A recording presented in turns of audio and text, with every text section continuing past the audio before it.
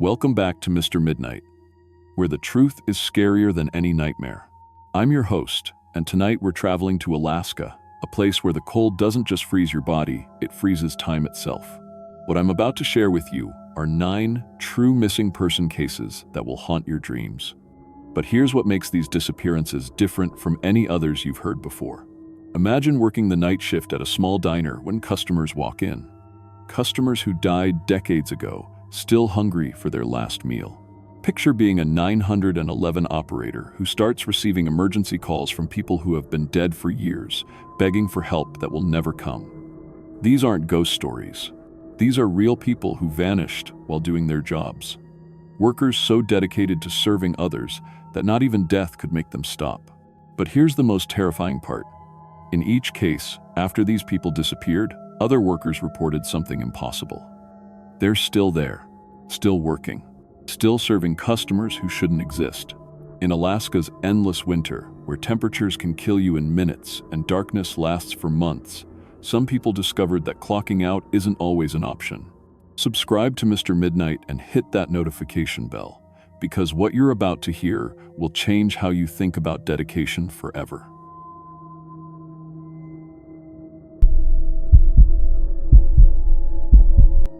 My name is Marcus Rodriguez, and I've been dispatching for Anchorage City Cab for 12 years. I've guided hundreds of drivers through every street, alley, and mountain road in this frozen wasteland we call home. Alaska doesn't forgive mistakes.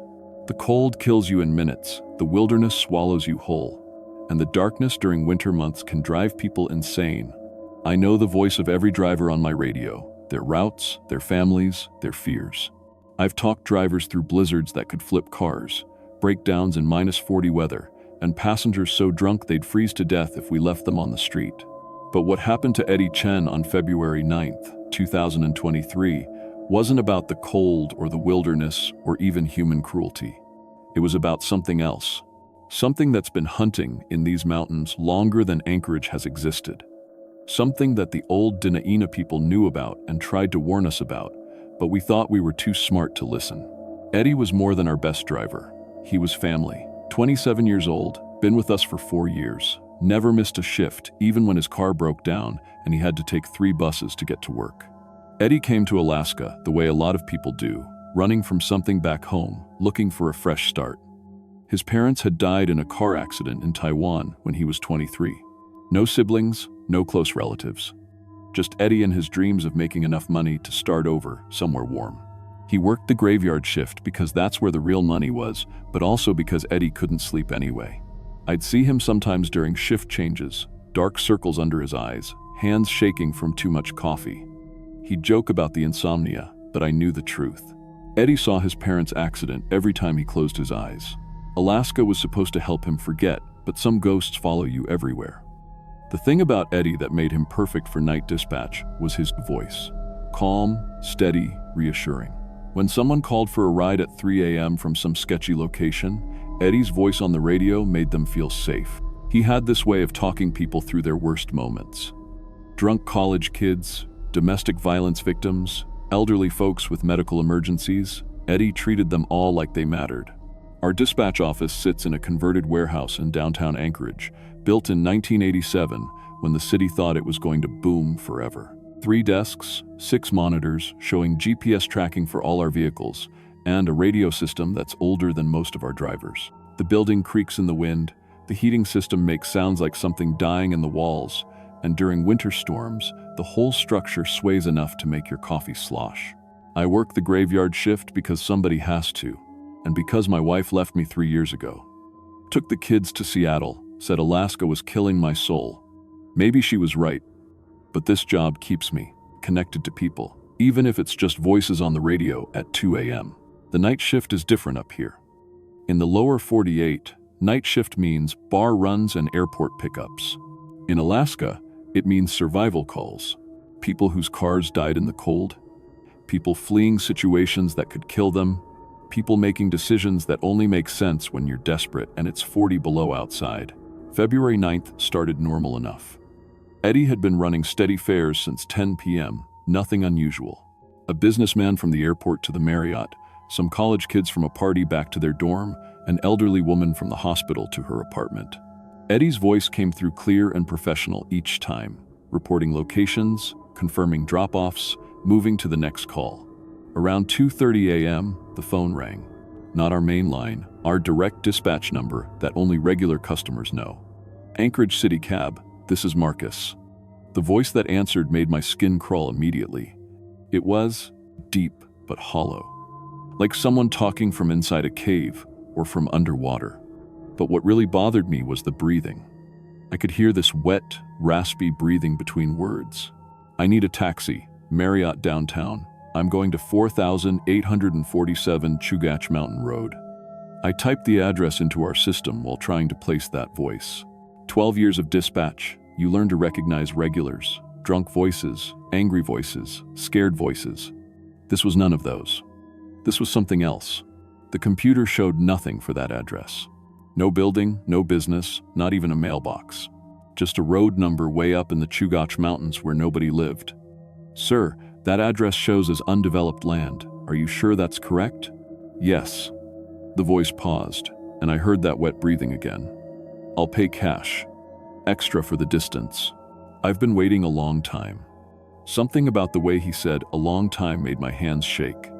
But mountain runs meant good money for the driver, and Eddie had been working double shifts to save up for a car that could handle Alaska winters better. I keyed my radio. Car 7, you copy? Eddie's voice came back immediately, warm and familiar. Copy dispatch. What you got for me, Marcus? Pick up at the Marriott downtown. Customer wants to go to 4847 Chugach Mountain Road. Says he'll pay cash and extra for distance. There was a pause. Eddie knew those mountain roads better than anyone. He'd driven them hunting with his friends, knew every turn and dead end. Chugach Mountain Road? That's up past Rabbit Creek, way out in the wilderness. You sure about that address, Marcus? Customer confirmed it twice. Says he's waiting at the Marriott and he'll pay extra. How much extra are we talking? I asked the caller. That horrible voice said, double the meter, cash. Double the meter, Eddie, cash payment. All right, that's good money. Heading over now. Should take me about 10 minutes to get there. At 3:02 a.m., Eddie radioed in from the Marriott. Dispatch, I'm at the main entrance. Don't see any passengers in the lobby. Front desk says no one's asked for a taxi. I called the customer back. The phone rang once, and that underwater voice answered before I even heard a ringtone. Like he'd been waiting with his hand on the phone. My driver's at the Marriott but can't find you. I'm outside, side of the building. Tell him to look for the tall man in the dark coat. I radioed Eddie. Customer says he's on the side of the building. Tall man in a dark coat. Copy that. Checking the perimeter now. 4 minutes passed. Then Eddie's voice came back, but it sounded different. Quieter. Confused. Marcus. I found him. He was just standing there in the shadows between the buildings. Didn't say anything when I pulled up, just got in the back seat. We're heading to the mountain address now. How's he seem? Any problems? No problems. He's just quiet. Really quiet. I can't even hear him breathing back there. That should have been a red flag. That should have made me call Eddie back, tell him to drop the fare and return to base. But I didn't. I was thinking about Eddie's rent, his car payments, his dreams of saving enough money to leave Alaska. I tracked Eddie's GPS as he drove through downtown, onto the Seward Highway, then up into the Chugach Mountains. The route looked normal, steady speed, direct path, no deviations. I handled 2 other calls while Eddie drove, routine pickups that kept me busy. At 3:52 a.m., Eddie's GPS showed him stopped at the coordinates for 4847 Chugach Mountain Road. I waited for him to radio in. Eddie always called when he reached a destination, especially remote ones. Company policy, but also common sense. If something went wrong up there, I needed to know where to send help. 5 minutes passed. I tried his radio. Car 7, dispatch. Status report, static. Eddie, you copy? Nothing but white noise. At 3:58 a.m., Eddie's voice finally came through, but it sounded wrong. Strained, like he was having trouble breathing. Dispatch. Marcus, I'm at the address. But there's nothing here. Just snow and trees and rocks. No building, no house, Nothing at all. What does the customer say? He says, this is the right place. He's paying me now. Eddie's voice was getting quieter, like he was moving away from the radio. $47.80 for the ride. He's giving me exact change. Eddie, you sound weird. Everything okay up there? Yeah, I'm fine. Just tired. He paid exact fare. I'm heading back now. Copy that. Drive safe coming down those mountain roads. Will do. See you back at base. That was 4:01 a.m. The last time anyone ever heard Eddie Chen's voice. When Eddie didn't show up at base by 6 a.m., I started calling his cell phone. Straight to voicemail every time. At 7 a.m., I drove up to his apartment and knocked on his door. No answer. At 8 a.m., his landlord let me in with a spare key. Eddie's bed hadn't been slept in. His wallet wasn't there, but his phone charger was still plugged into the wall. Coffee mug in the sink with yesterday's coffee still in it. Everything normal, except Eddie wasn't there and his taxi was somewhere up in the mountains. I called the police and then drove up Chugach Mountain Road myself. Found Eddie's taxi at exactly the GPS coordinates, 4,847 Chugach Mountain Road. The car was still running, headlights on, driver door hanging wide open. Snow was blowing into the front seat. The fare money was sitting on the passenger seat, $47.80 in crumpled bills, exactly what the meter would have shown for that distance. But Eddie was gone. The first police officer on scene was Sarah Thompkins, a 20-year veteran who'd worked hundreds of missing person cases in Alaska. She walked around the taxi slowly, taking pictures, looking for any sign of what happened. No signs of struggle, she told me. No blood, no damage to the vehicle. Looks like he just stopped here and got out. We found Eddie's wallet and cell phone on a granite boulder, about 50 feet from the taxi. His phone showed he'd tried to call dispatch at 4:03 a.m., but the call never connected. No cell service that high up in the mountains. Search and rescue arrived at noon with dogs and tracking equipment. They found footprints leading away from the taxi into the forest. Eddie's boots, size 10 Timberlands, the same ones he wore every shift. The prints showed he was walking normally, not running, not being dragged or carried, just walking into the wilderness like he had somewhere specific to go. The tracks led through snow and underbrush for exactly 0.7 miles before stopping at a rocky outcropping near a frozen creek. The search dogs lost Eddie's scent there completely. It wasn't like the scent trail faded. It was like Eddie had just vanished into thin air. 3 days into the search, they brought in helicopters and expanded the search area to 30 square miles. They found nothing. No more tracks, no torn clothing, no signs that Eddie had ever been there. That's when Detective Ray Kowalski decided to dig deeper. Ray had been investigating missing persons in Alaska for 15 years, and something about Eddie's case bothered him. Too clean, too strange, too much like other cases he'd worked. "Marcus," he said, sitting across from me in the dispatch office a week after Eddie disappeared. "I need to ask you about other drivers. Any similar calls? Any other disappearances?" I told him about the weird voice on the phone, the customer who claimed to be at the Marriott but never showed up on security footage. Ray's expression got darker as I talked. "I think your driver wasn't the first," he said. "I want to show you something." Ray opened a file folder thick with police reports dating back to 1995. 7 cases, 7 taxi drivers, from different companies, different years, all disappeared after taking fares to remote mountain locations, all found the same way. Empty taxis, engines running, exact fare money left behind. The first case was December 1995. Tommy Akekok, 34, native Alaskan driver for Glacier Cab. Called to pick up a passenger at the Hilton, destination, way up Turn Again Arm. Found his taxi running on a mountain road, Tommy gone without a trace. March 1998. Linda Kowalczyk, 42, single mother driving for North Star Taxi, picked up a passenger from the Captain Cook Hotel, heading to an address in the Talkeetna Mountains. Taxi found idling on a dirt road. Linda's purse and keys arranged neatly on the hood. The pattern continued through 2001, 2005, 2009, 2014, 2019. Always the same. Passenger calling from a downtown hotel. Destination in the mountains. Driver disappears. Vehicle found running with exact fare money left behind. What about passenger descriptions? I asked. Ray flipped through witness statements from hotel staff, other drivers, security guards. The descriptions were consistent across 28 years. Tall man, very pale skin, dark clothing, voice described as unusual or hollow or like talking underwater. Marcus, I don't think this is a human being we're dealing with. I laughed, but it came out shaky. Come on, Ray. You think some kind of monster is calling taxis?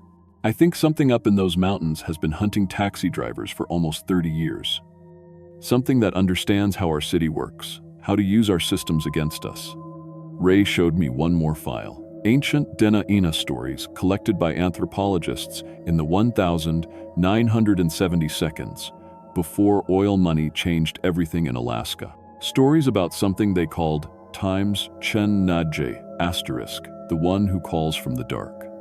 According to the stories, Chen Nadje Times was a spirit that appeared as a tall, pale figure who would call people into the wilderness. It fed on travelers, on people who were alone and far from help. The Dena'ina knew to never follow voices calling from the mountains after dark. The old stories say it can't come down to where people live, Ray explained. It needs people to come to it. And now, instead of calling hunters or travelers, it's learned to call taxi drivers. That night, I went home to my empty apartment and drank half a bottle of whiskey, trying to forget what Ray had told me. But at 2:47 a.m., the direct dispatch line rang. I almost didn't answer. But what if it was a real emergency? What if someone actually needed help? Anchorage City Cab. That voice, that horrible, wet, hollow voice from the night Eddie disappeared. I need a taxi. Downtown, I've been waiting. My hands were shaking so hard I could barely hold the phone. We're closed for the night. No drivers available. I know you have drivers. I can hear them on the radio. That's when I realized I could hear my dispatch. Radio in the background of the call. Not an echo, IUS, the actual radio chatter from my office coming through his phone, like he was somehow listening to our frequency. Sir, I'm going to have to. The line went dead. I called Ray immediately. He was at the office 20 minutes later with 2 other detectives. We set up monitoring equipment on all our phone lines and radio frequencies. For 3 weeks, nothing happened. Then the other taxi companies started getting calls. Northern Lights Cab got one at 3:15 a.m. on March 2nd. Same voice, same request for a mountain pickup. The dispatcher refused the call. 5 minutes later, their security cameras showed a tall figure standing in their parking lot, staring at the building. Arctic Express Taxi got a call March 15th. When they refused, their radio system went dead for 6 hours. No electronic problems, no power issues. The radios just stopped working. Glacier Cab, the same company Tommy Akaycock had worked for in 1995, got a call March 22nd. The dispatcher hung up immediately. That night, one of their off-duty taxis was found on Eagle River Road with the engine running and all the doors open. No driver inside. No one had been assigned to that vehicle. Word spread through the taxi community. All the companies started sharing information, warning drivers about the mountain calls. We developed new protocols. No single driver calls after midnight. All mountain destinations required police escort. Mandatory check-ins every 15 minutes on remote runs. But the calls kept coming. Always the same voice. Always requesting pickups from downtown hotels. Always wanting to go to places that didn't exist. When dispatchers refused, equipment would malfunction, security systems would fail, or drivers would report seeing a tall figure watching them from parking lots and alleyways. 6 months after Eddie disappeared, I quit Anchorage City Cab and took a job with the airport shuttle service. Daytime, hours, fixed routes, no radio calls from strangers, but the guilt followed me. I kept thinking about Eddie's voice that last night, how tired he sounded, how he said he was fine when I knew he wasn't. Last month, I ran into Eddie's old landlord at the grocery store. He told me something that gave me nightmares for weeks. Funny thing about Eddie's apartment, he said. After he disappeared, I went to clean it out for his deposit refund. Found something weird in his bedroom. On the wall above his bed, he'd written the same address over and over again. 4,847 Chugach Mountain Road. Must have written it 50 times, like he was trying to memorize it. When did he write that? Hard to say. But the ink looked fresh, like maybe he'd been writing it the night he disappeared. I drove up to Eddie's old apartment building that night. The landlord let me into the room. It was empty now, but he hadn't painted over the walls yet. There it was, just like he'd said. 4,847 Chugach, Mountain Road, written in black ink, over and over, covering the entire wall above where Eddie's bed used to be. The handwriting started neat and careful at the top, but as it went down the wall, it got more frantic, more desperate. The last few lines looked like they'd been written by someone whose hand was shaking uncontrollably. Under the address, in Eddie's handwriting, were 2 words repeated dozens of times. Must go, must go, must go. I called Ray and told him what I'd found. He came over with a forensics team and took pictures, analyzed the ink, tried to figure out when Eddie had written those words. The analysis came back inconclusive, but Ray's theory made my blood run cold. I think it was calling to him for weeks before that final night, Ray said.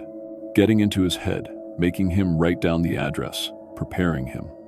When Eddie picked up that passenger, he wasn't just giving a stranger a ride. He was answering a summons he'd been receiving in his sleep. Ray showed me something else he'd discovered. Eddie's internet search history from the weeks before he disappeared. Dozens of searches for 4,847 Chugach Mountain Road. Maps, satellite images, historical surveys of the area. Eddie had been obsessed with that location. The most disturbing search was from 3 days before he disappeared. How to find something that's calling to you. Dr. Amanda White, a psychiatrist who specializes in sleep disorders, reviewed Eddie's case for Ray's investigation.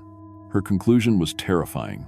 Based on the evidence, the insomnia, the repetitive writing, the obsessive internet searches, the obsess, I believe Eddie was experiencing what we call command auditory hallucinations. But these weren't random psychiatric symptoms. They appear to have been externally induced, possibly through some form of infrasound or electromagnetic manipulation. You mean something was controlling his mind? I mean, something was communicating with him in a way that bypassed his conscious defenses, making him think the thoughts were his own. By the time he took that final fare, Eddie probably felt like he had no choice but to go to that mountain location. Today, 3 years after Eddie disappeared, I work security at Ted Stevens Airport. Safe job, steady hours, no late-night radio calls. But I still monitor the taxi frequencies sometimes, just to listen for that voice. It called again last Tuesday. Arctic Express dispatcher Maria Santos answered at 2:33 a.m. Same hollow voice, same mountain destination. Maria hung up immediately and called me. Marcus, it asked for you by name. It said, "Tell Marcus I'm still waiting. Tell him Eddie wants to come home." I haven't slept since then, because I know that voice will keep calling, keep hunting, keep luring drivers up into those mountains where something ancient and hungry waits in the darkness. The Dena'ina people were right. There are things in the Alaskan wilderness that white settlers never understood, never respected. We built our cities and our roads and our radio towers thinking we'd conquered this land. But some things can't be conquered. Some things just learn to adapt. Chan Nodge times figured out how to use our own technology against us. It learned to mimic human speech, to navigate our dispatch systems, to exploit our need to help strangers in the cold. What took hunters and travelers one at a time for thousands of years now takes taxi drivers systematically, efficiently, endlessly. Eddie Chen was the 8th victim we know about. He won't be the last. If you ever visit Anchorage, if you ever need a taxi late at night, remember this story. If a dispatcher sounds nervous about a mountain call, don't argue. If your driver seems reluctant to take a remote fare, tip him well and find another ride.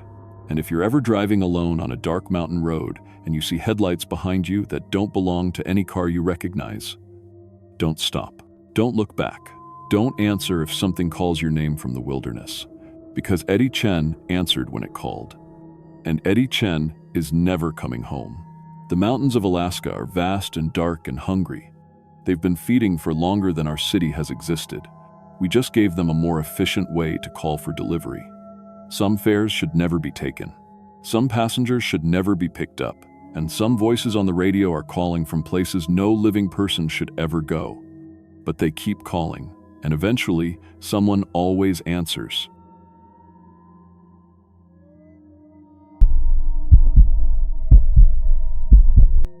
My name is Mike Garrett, and I've been working heavy construction for 17 years.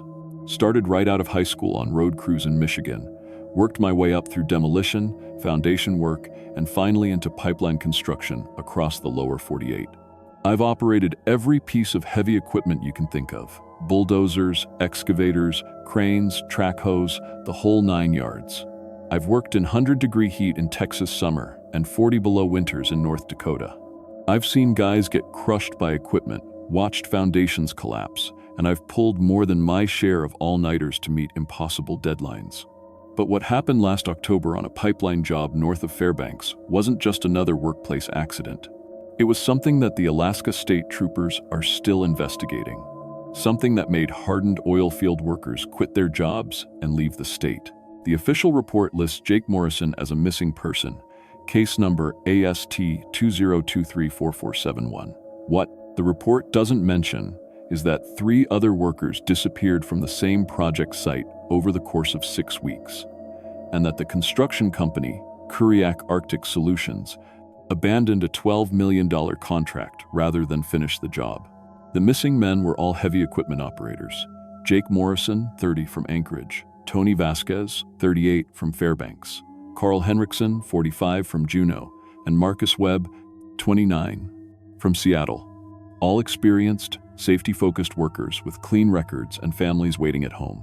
The Alaska State Troopers found their personal vehicles at the work site, keys in the ignition, wallets and phones left behind. No bodies were ever recovered, no ransom demands were made. They simply vanished from a remote construction site with no roads in or out except the access route we use daily.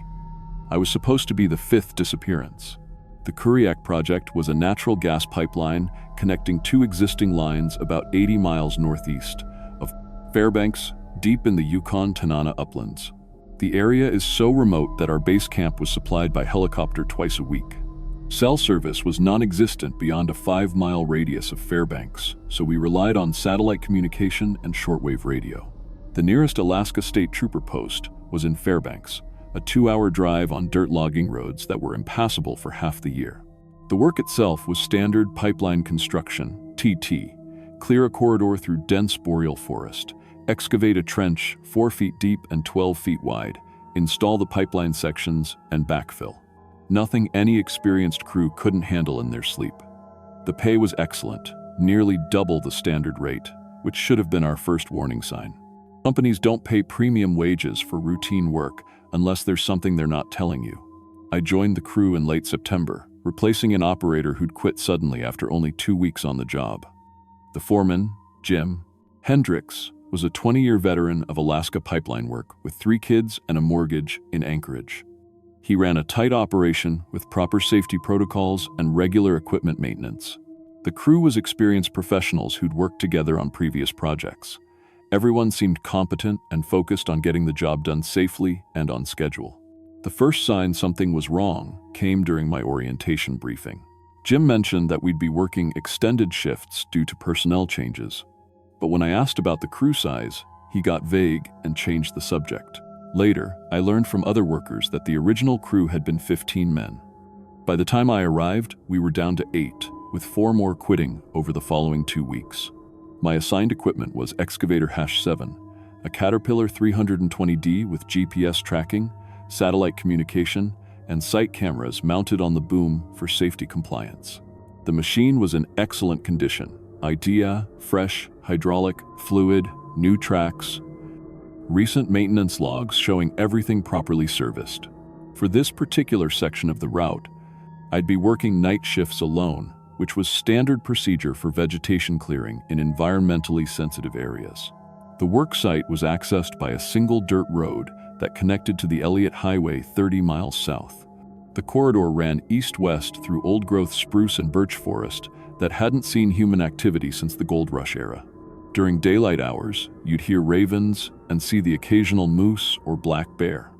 At night, the forest was absolutely silent except for the rumble of diesel engines and the crack of falling timber. My first shift started at 6 p.m. on October 18th, 4 days after Marcus Webb disappeared. I performed my standard equipment inspection, confirmed satellite communication with base camp, and reviewed the GPS coordinates for my assigned section. The plan was straightforward: clear trees along a marked corridor for 1.2 miles, stack brush for later removal, and grade the path smooth for the trenching crew. For the first 3 hours, everything proceeded exactly as planned.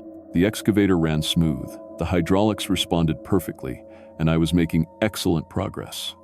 The site cameras automatically recorded everything for safety, compliance, and progress documentation. The GPS unit showed my position clearly, and I maintained regular radio contact with Jim at base camp every 30 minutes. At 9:15 p.m., I hit something that wasn't supposed to be there. The excavator bucket scraped against something hard about 4 feet down, producing a metallic scraping sound that cut through the diesel engine noise. In pipeline work, you expect to hit rocks, buried logs, even old mining equipment. But this felt different, too regular, too smooth. I shut down the engine and climbed out to investigate. What I found in the trench was a corner of worked stone, clearly artificial and precisely cut. The surface was covered with carved symbols that were definitely not native Alaskan petroglyphs. These were geometric patterns, I-L, interlocking spirals, angular shapes that hurt to look at directly, symbols that seemed to shift and change when I wasn't focusing on them. The stone itself was dark granite, polished to a mirror finish despite being buried for what must have been decades. Standard procedure when finding potential artifacts is to stop work immediately and contact the State Historic Preservation Office. But we were on a tight deadline with penalty clauses for delays, and the nearest archaeologist was in Fairbanks. Calling in specialists would shut down the project for weeks, potentially costing everyone their jobs. I took photos with my phone to document the find, but the images came out wrong. The stone appeared normal in the pictures, just rough granite with natural fracture patterns. The carved symbols that were clearly visible to my eyes didn't show up in any of the photographs. I tried different angles, lighting, even video, but the camera couldn't capture what I was seeing directly. That should have been my signal to stop digging and call for help. Instead, I grabbed hand tools from the excavator and started carefully excavating around the stone block. The more I uncovered, the more disturbing it became. The carved stone was part of a much larger structure, what appeared to be the corner of a buried building. The symbols covered every exposed surface in precise geometric patterns that seemed to follow some kind of mathematical progression. Strangest of all, the carving showed no signs of weathering, despite being buried in acidic Alaska soil for an unknown period. As I traced the symbols with my finger, I felt a strange warmth emanating from the stone, even though the ground temperature was well below freezing. The patterns seemed to pull at my attention, making it difficult to look away or think about anything else. I found myself studying individual symbols, trying to understand their meaning, losing track of time as I became absorbed in the increasingly complex geometric relationships. By 11 p.m., I'd completely abandoned my assigned clearing route and was using the excavator to systematically expose more of the buried structure. Each bucket load revealed additional carved stone blocks, all fitting together with impossible precision. No mortar joints, no gaps, just perfectly fitted stones covered in those hypnotic symbols that seemed to move in my peripheral vision. I radioed Jim to report finding some old foundation work and requested permission to work around it. He granted approval and told me to document everything thoroughly.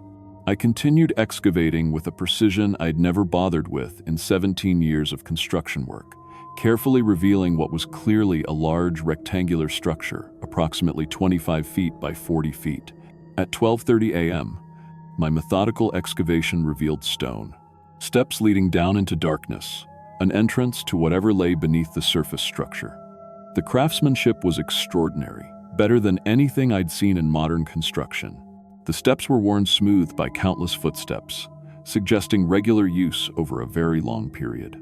But according to every survey, geological report, and historical record, this area had been uninhabited wilderness for over a century. The GPS unit in my excavator had stopped functioning around midnight, showing only static coordinates that placed me somewhere in the middle of the Beaufort Sea.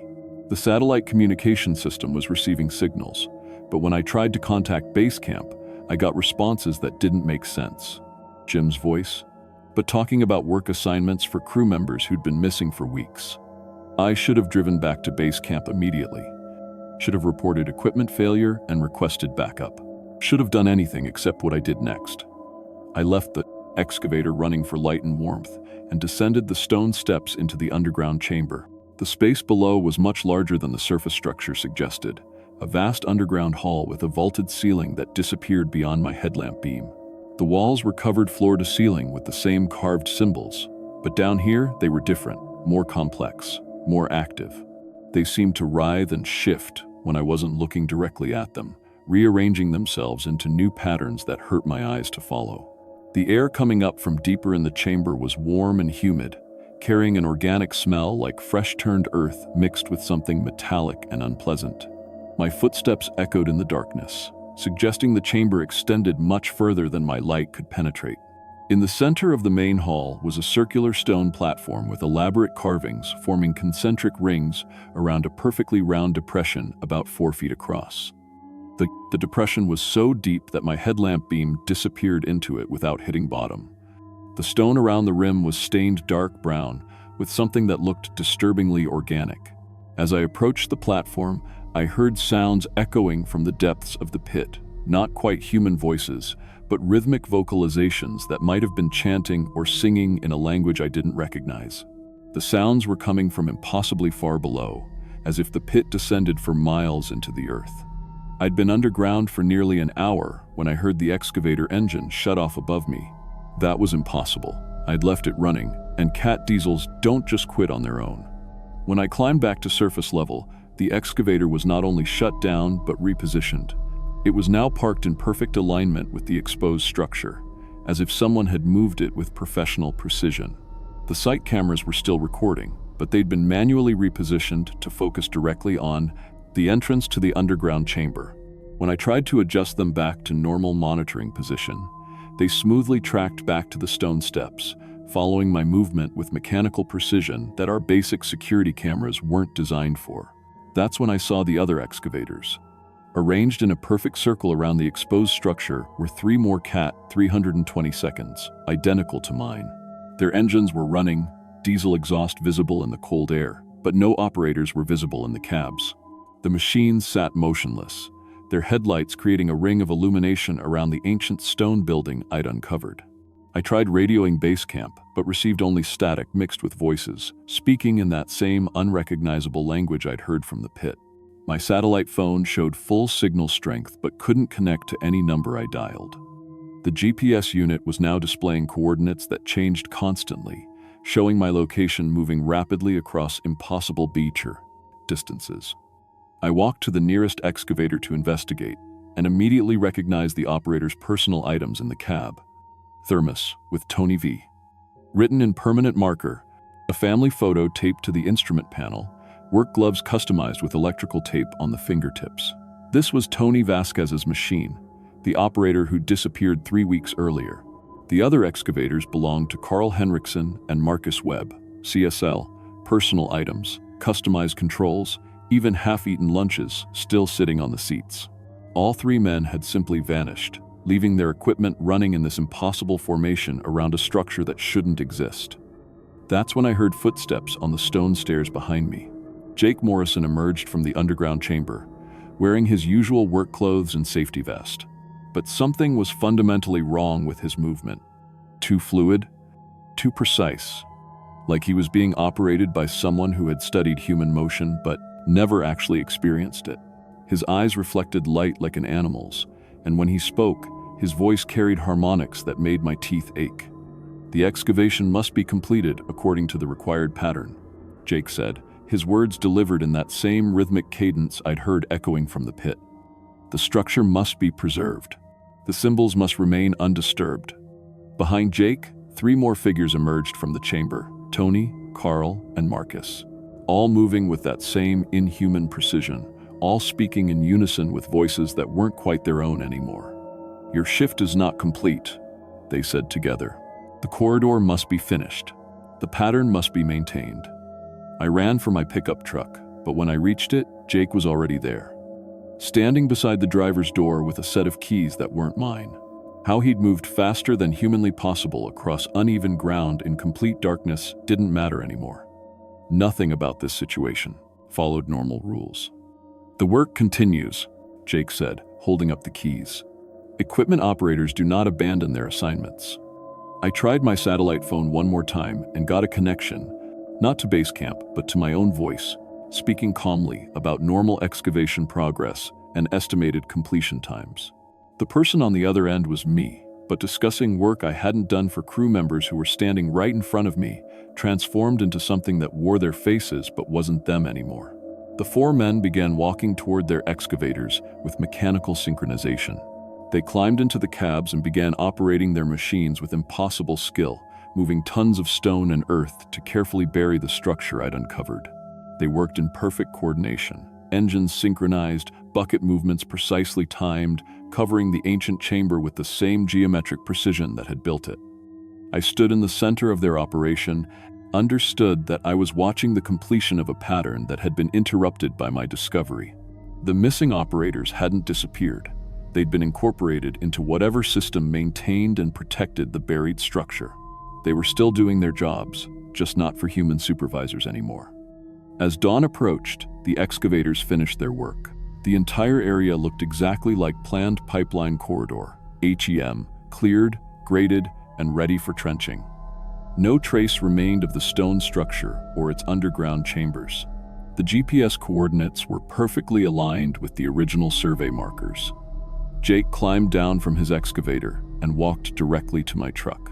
He placed my keys in my hand and spoke in his normal voice for the first time since emerging from the chamber. "Tell them equipment failure," he said. "Tell them you completed the assigned route. Tell them Marcus Webb quit because of family emergency."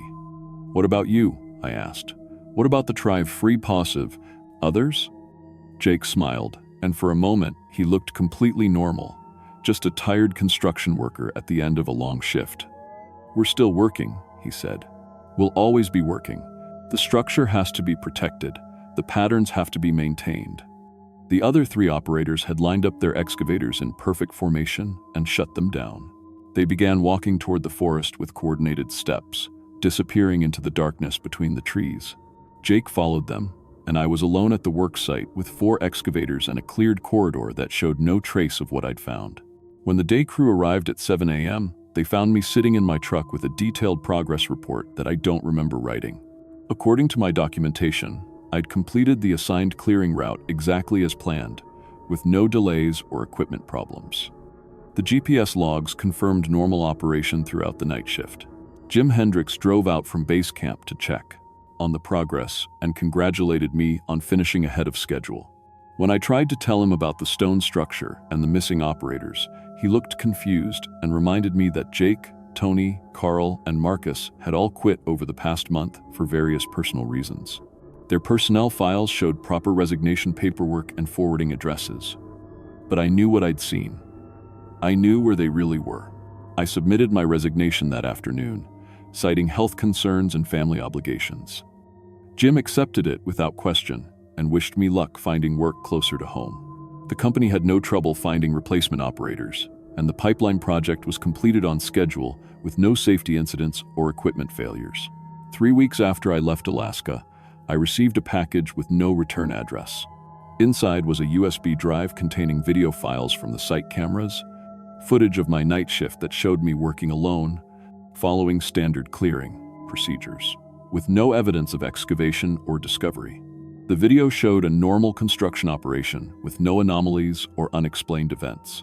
But in the final file, recorded just before dawn, there's something the company investigators missed. In the background, barely visible at the edge of the camera frame, you can see 4 figures walking toward the forest. They move with perfect synchronization, and if you enhance the audio, you can hear them speaking in unison. Not words, but that rhythmic chanting I'd heard echoing from the underground chamber. The Alaska State Troopers keep the Morrison case open, along with the files for Vasquez, Henriksen, and Webb. Every few months, a detective calls to ask if I remember anything new about their disappearances. I always tell him the same thing. They were experienced operators who took their jobs seriously. They wouldn't have abandoned their equipment or walked away from their responsibilities, which is the absolute truth. Because somewhere in the forests north of Fairbanks, in a place that doesn't appear on any map or survey, 4 construction workers are still on the job, still operating their equipment, still protecting something that was old when the first humans crossed the Bering Land Bridge, and they're always looking for experienced help. If you work construction in Alaska, especially pipeline or excavation projects, remember this. When you find something that doesn't belong, something your surveys say shouldn't exist, don't try to uncover it. Don't try to understand it. Mark it as equipment failure, report the coordinates as unstable ground, and find a reason to work somewhere else. Because some jobs don't end when your shift is over. Some jobs don't end at all.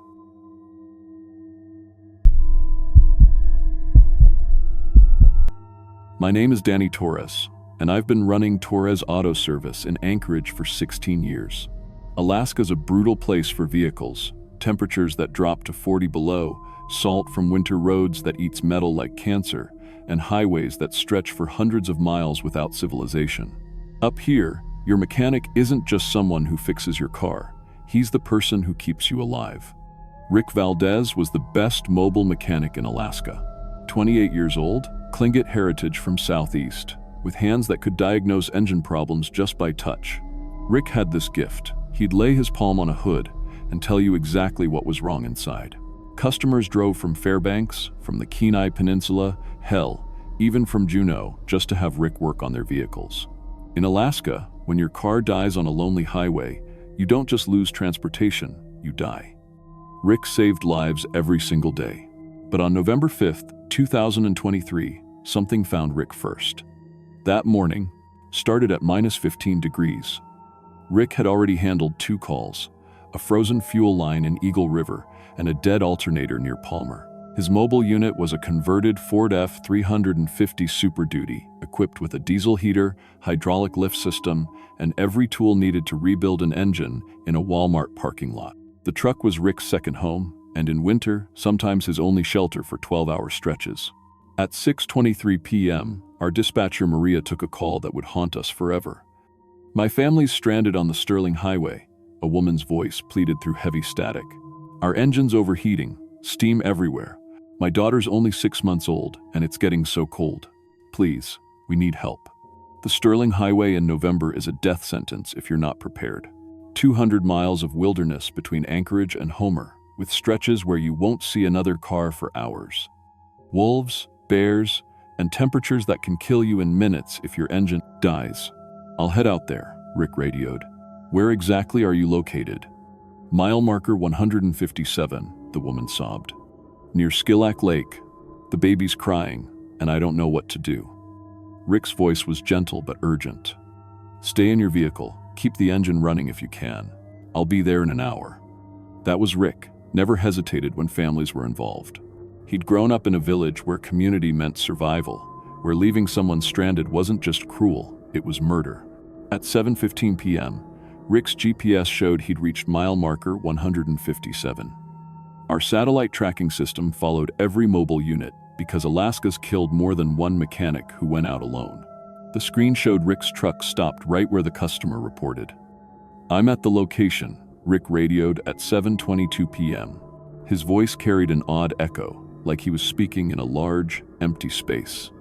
"But I don't see any stranded vehicle." Customer confirmed that exact spot. Maria replied, "Maybe they pulled into the trees for shelter?" "Yeah, I see tire tracks heading off the highway," Rick said at 7:28 p.m. "Looks fresh. Following them now."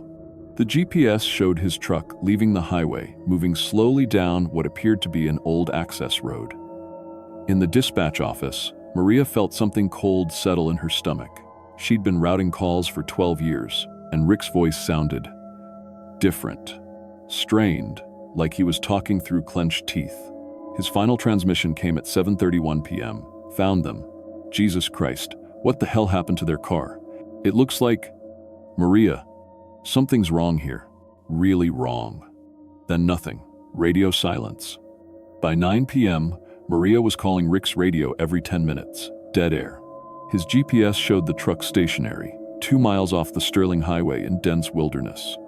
At midnight, Rick's wife Carmen called the shop in tears. Rick never missed dinner without calling. Never. State troopers found Rick's truck at dawn. The scene made veteran investigators physically sick. The truck sat in a small clearing, service bay doors wide open. Rick's tools were laid out with surgical precision on a canvas drop cloth, but they were arranged wrong. Instead of the logical organization Rick always used, the tools formed symbols, WSI, wrenches and sockets arranged in spirals and geometric patterns that hurt to look at directly. His diagnostic computer was running, but the screen showed impossible data. Engine temperatures of 847 degrees, RPMs reading negative numbers, error codes that didn't exist in any manual. The computer's cooling fan ran continuously, whining like a tortured animal. But there was no customer vehicle, no family, no tire tracks except Rick's own. The phone number from the emergency call traced to a line that had been disconnected for 5 years. The last person registered to that number was a maintenance worker who'd frozen to death on the Sterling Highway in 2018. That's when the search began, and that's when we learned that some disappearances in Alaska aren't accidents. On the first day, searchers found Rick's insulated coveralls hanging from a black spruce 20 yards from his truck, not torn or dropped hanging. The coveralls were positioned like a scarecrow, arms spread wide, facing deeper into the forest. Inside the pockets, Rick's work gloves had been arranged with the fingers pointing toward the wilderness. Day 2 brought a discovery that made the search team radio for backup. Rick's tool belt was found wrapped around a tree trunk, but the leather had been modified. Extra holes had been burned through the belt with surgical precision, and thin strips of metal, pieces cut from vehicle parts, had been woven through the holes like decorative elements. Day 3, they found Rick's work boots placed on a fallen log, laces tied together and threaded with what looked like copper wire stripped from automotive electrical systems. The boots pointed toward a game trail that led deeper into the wilderness than any searcher wanted to follow.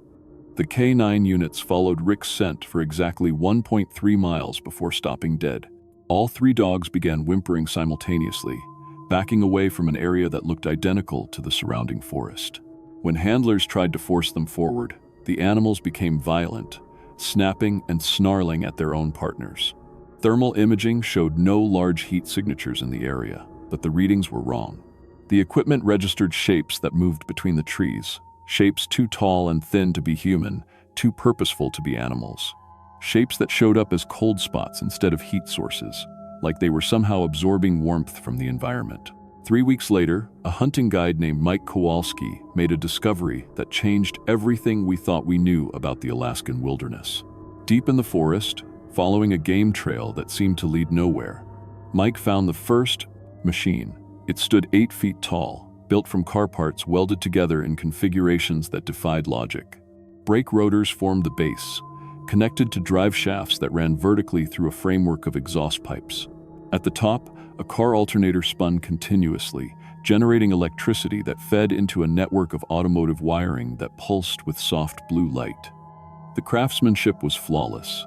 Every weld was perfect, every connection precisely engineered. But the machine served no mechanical purpose Mike could understand. It simply ran, day and night, humming with electrical current that made the hair on his arms stand up. I was called in to examine it because the troopers figured an auto shop owner might recognize the construction methods. I did. The tool marks, the welding patterns, the way the electrical connections were stripped and twisted, it was all Rick's work. But Rick built things to fix problems, to help people. This machine felt hungry. We found 17 more scattered throughout a 10-mile radius. Each one more complex than the last, incorporating parts from vehicles I recognized. A red Subaru transmission from a car that had been found abandoned near Girdwood. Headlight assemblies from a pickup truck, discovered empty on the park's highway. Door panels from a sedan that had been sitting in our impound lot for 2 years. But the machines worked in ways that violated basic mechanical principles. Gears turned without being connected to anything.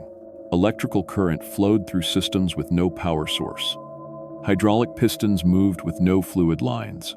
They ran continuously, generating heat in sub-zero temperatures, creating zones of warmth that attracted wildlife from miles around.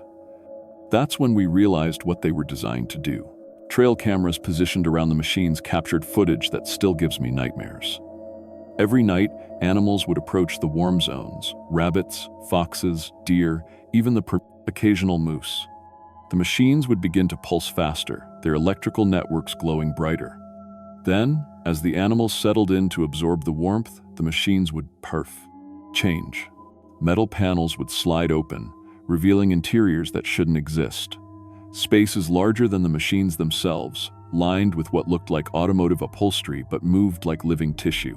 The animals would be drawn inside by the warmth, and the panels would close with the soft click of a car door latching.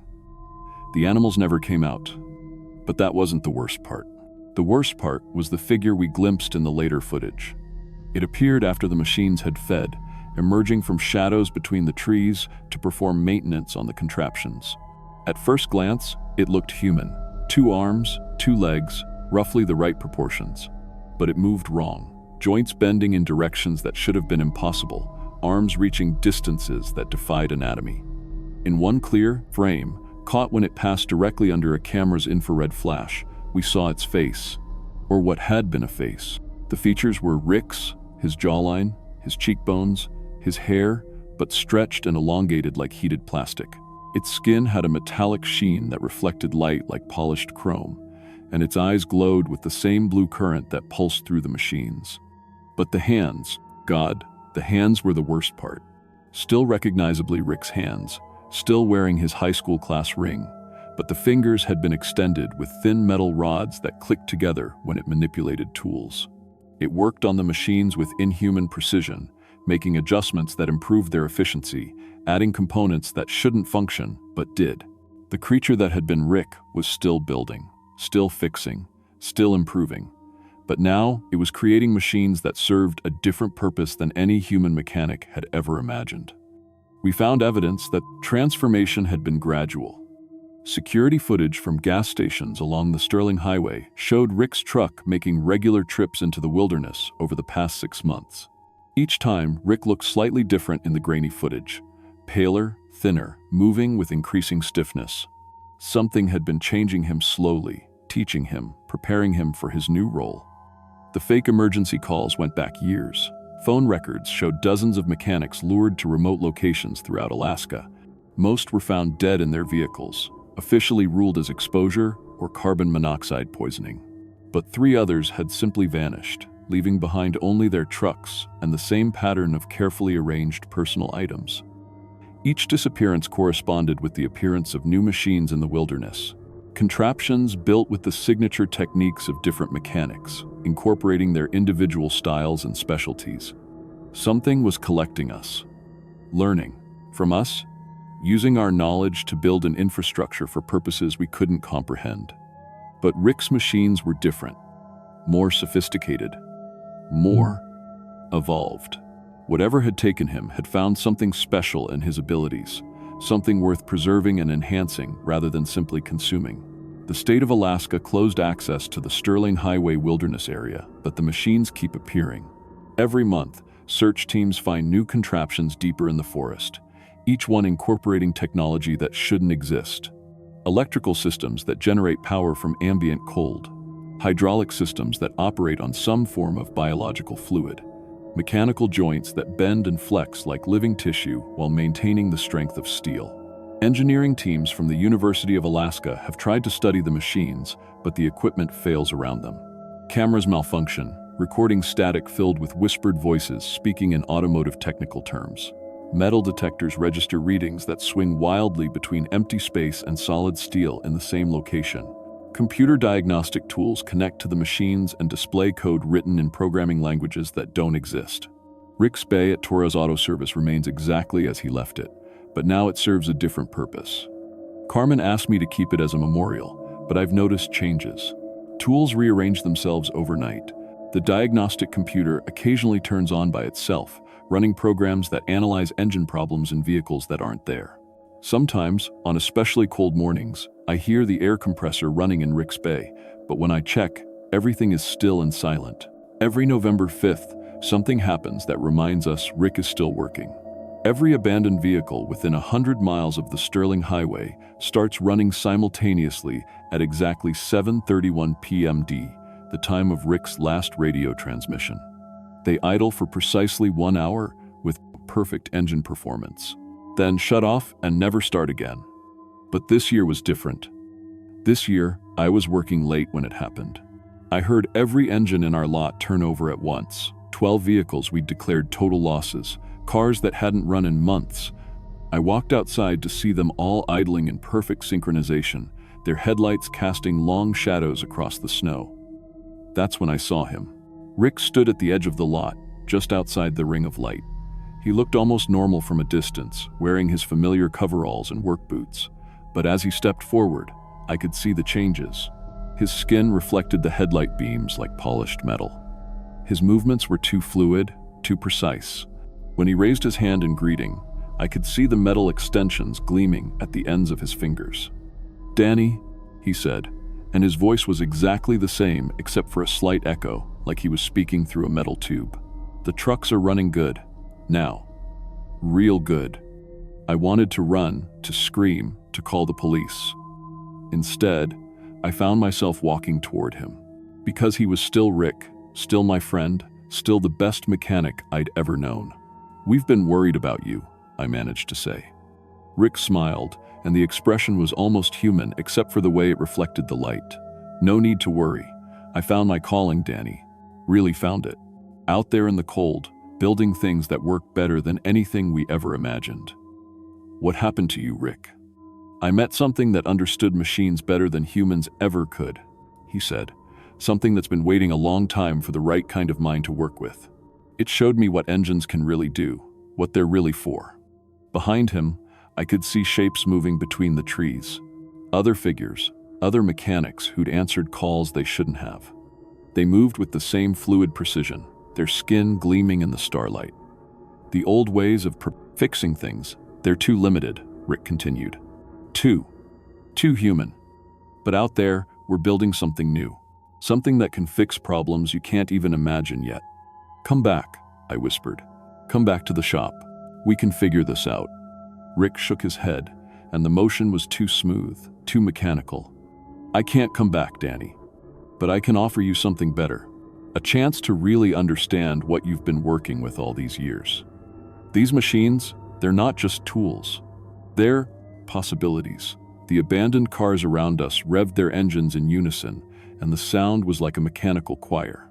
I felt something pulling at me, a desire to understand, to learn, to become part of something larger and more precise than human limitations allowed. But I backed away. "I can't, Rick. I'm sorry, but I can't." Rick nodded, understanding without judgment. "Not everyone's ready. But the offer stands, Danny. When you get tired of fixing the same problems, over and over, when you want to build something that really matters, you know where to find us." He turned and walked back toward the tree line, his movements becoming more fluid and inhuman with each step. The other figures followed, disappearing into shadows that seemed deeper than the darkness around them. The cars shut off simultaneously at exactly 8:31 p.m., plunging the lot back into silence. Rick Valdez is still out there in the Alaskan wilderness, still the best mechanic you'll ever meet. But he's not fixing cars anymore. He's building something else, something that serves purposes beyond human understanding. And every winter, when the temperature drops and the darkness stretches longer each day, more mechanics hear the call. Because in Alaska, when your car breaks down in the wilderness, someone will always come to help. You just might not recognize what you become afterward.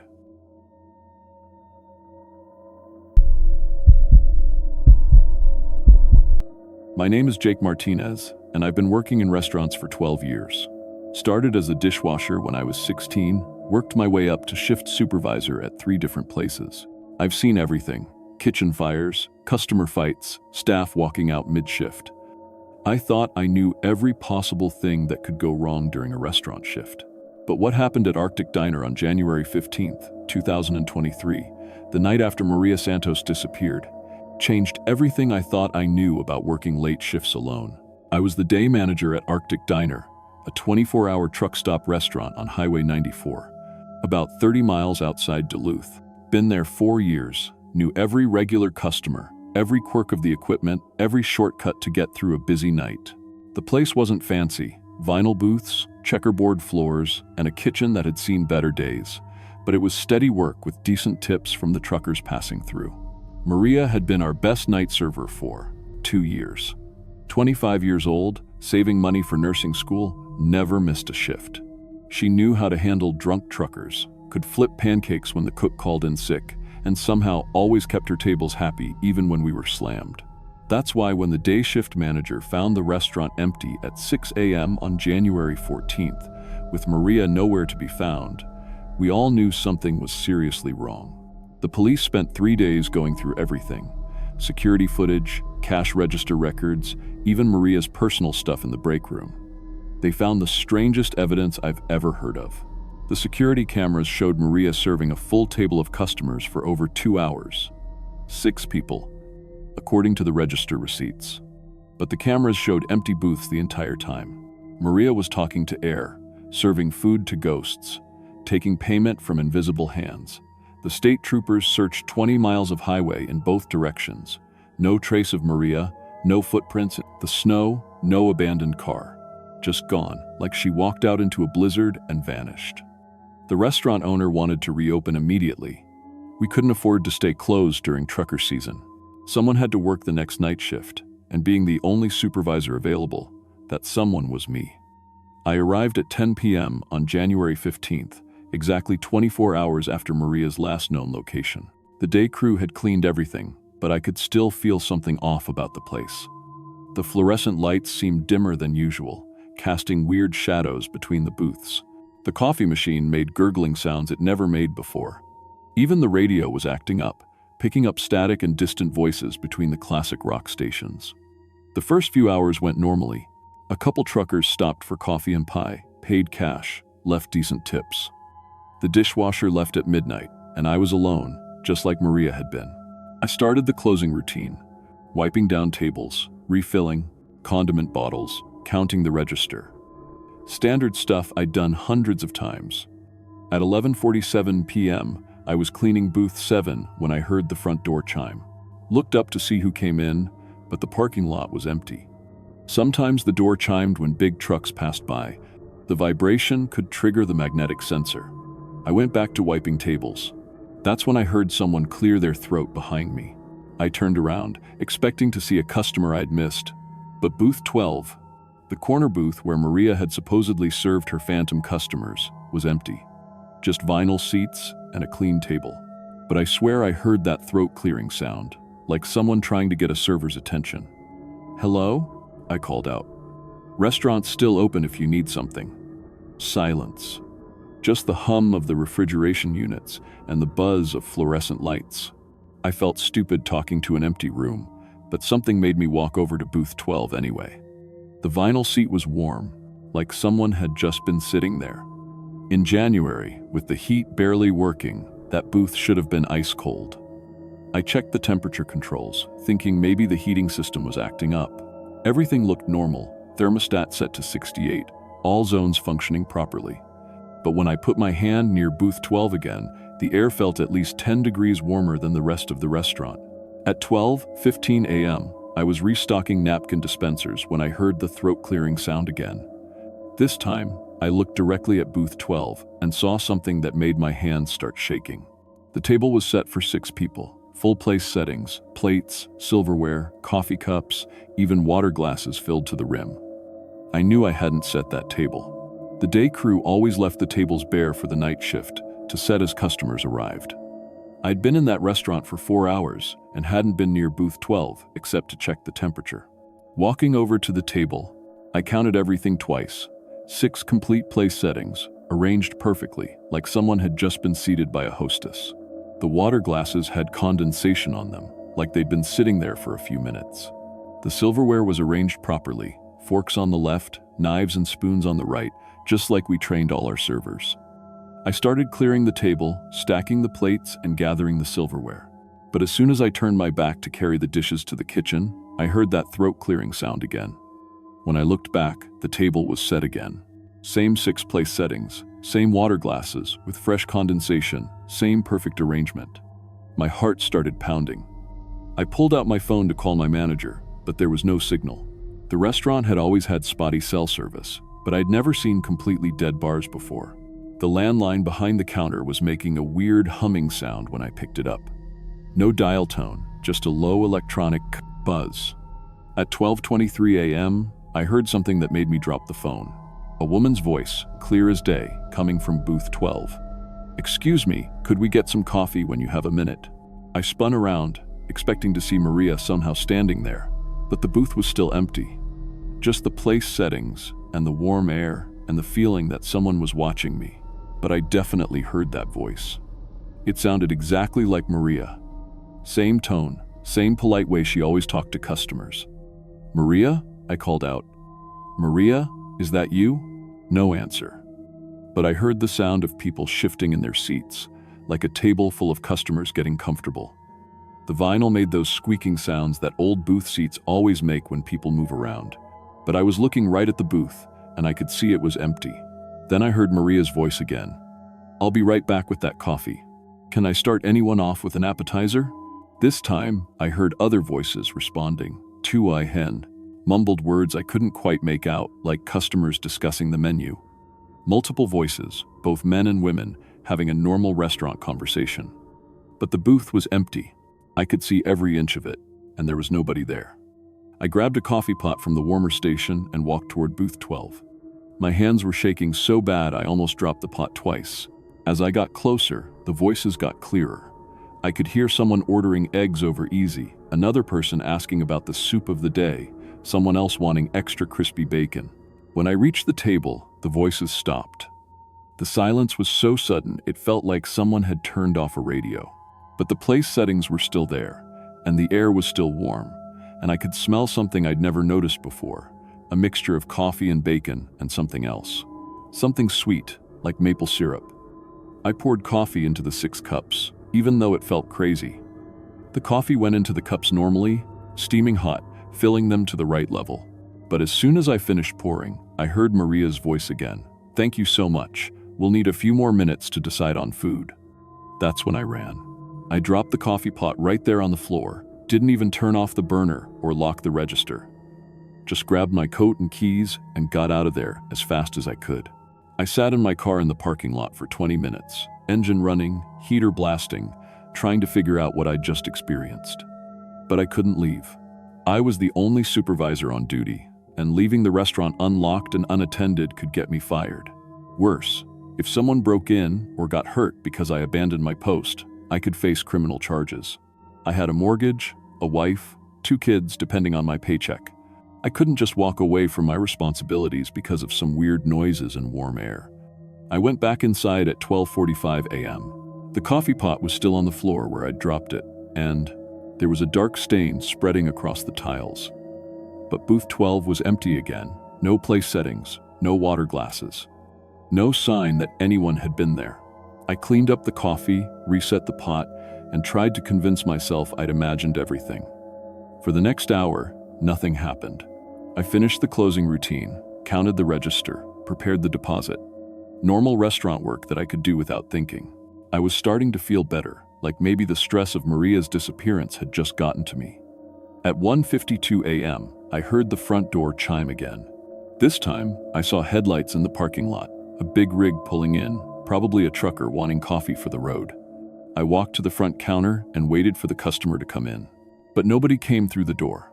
The truck was still idling in the parking lot, headlights pointing toward the restaurant, but the cab was empty. I could see it clearly through the windows. Nobody in the driver's seat, nobody in the sleeper berth. Just an empty truck with the engine running. Then I heard Maria's voice from booth 12. "Drive carefully, the roads are icy tonight." I turned around and she was there. Not invisible anymore, not just a voice. Maria Santos was standing next to booth 12, wearing her uniform, holding a coffee pot, smiling at 6 empty seats like she was talking to real customers.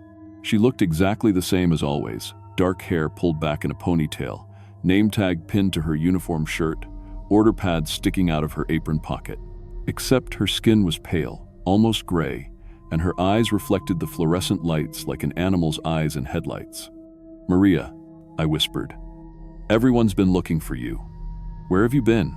She turned to look at me, and when she smiled, I could see that her teeth were too white, too sharp.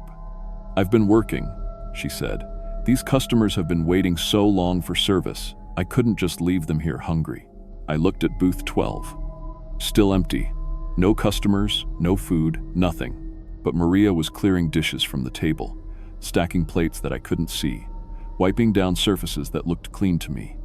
"Maria, there's nobody there," I said. "The booth is empty." She laughed, the same laugh I'd heard 1,000 times during busy shifts when customers said something funny. "Don't be silly, Jake. Look at them. They've been so patient, waiting all this time for someone to take care of them. They're hungry and they're cold, and they've been driving all night." That's when I understood. The truck in the parking lot, the phantom customers, Maria's disappearance, it all connected to something that happened 36 years ago. A bus crash on this same stretch of highway during another January snowstorm.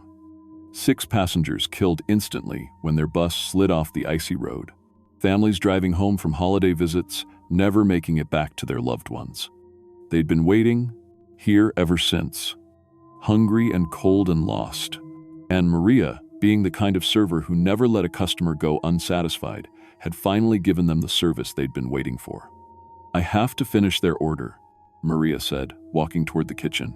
"They want breakfast. Eggs, bacon, pancakes, the works, just like always." I watched her disappear through the kitchen doors, still carrying that invisible coffee pot, still talking to customers I couldn't see.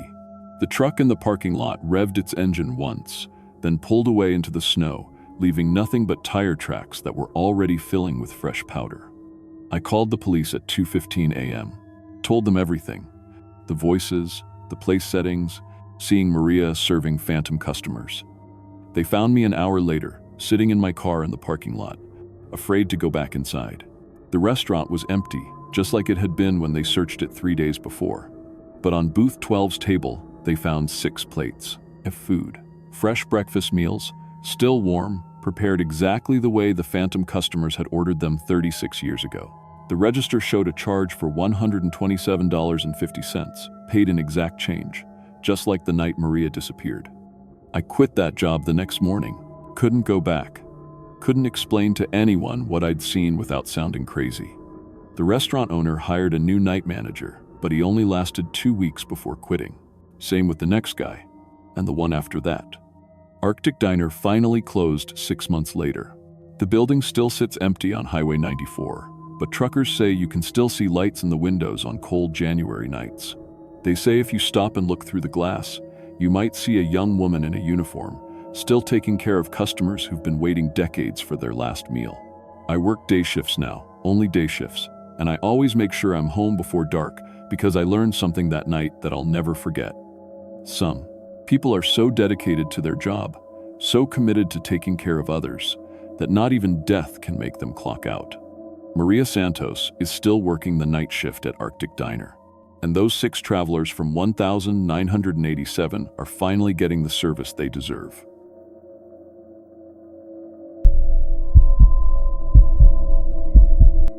My name is Sarah Blackwood, and I've been working as an emergency dispatcher for the Alaska State Troopers for 14 years.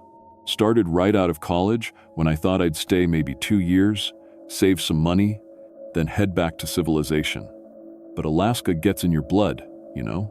The pay is decent, the work matters, and somebody has to be the voice on the radio when truckers break down on the Dalton Highway at 40 below. The Dalton Highway, 9, locals call it the Hall Road, 9 miles, stretches 414 miles from Fairbanks to Deadhorse, mostly gravel, no cell service, and in winter, it's one of the most dangerous roads in the world.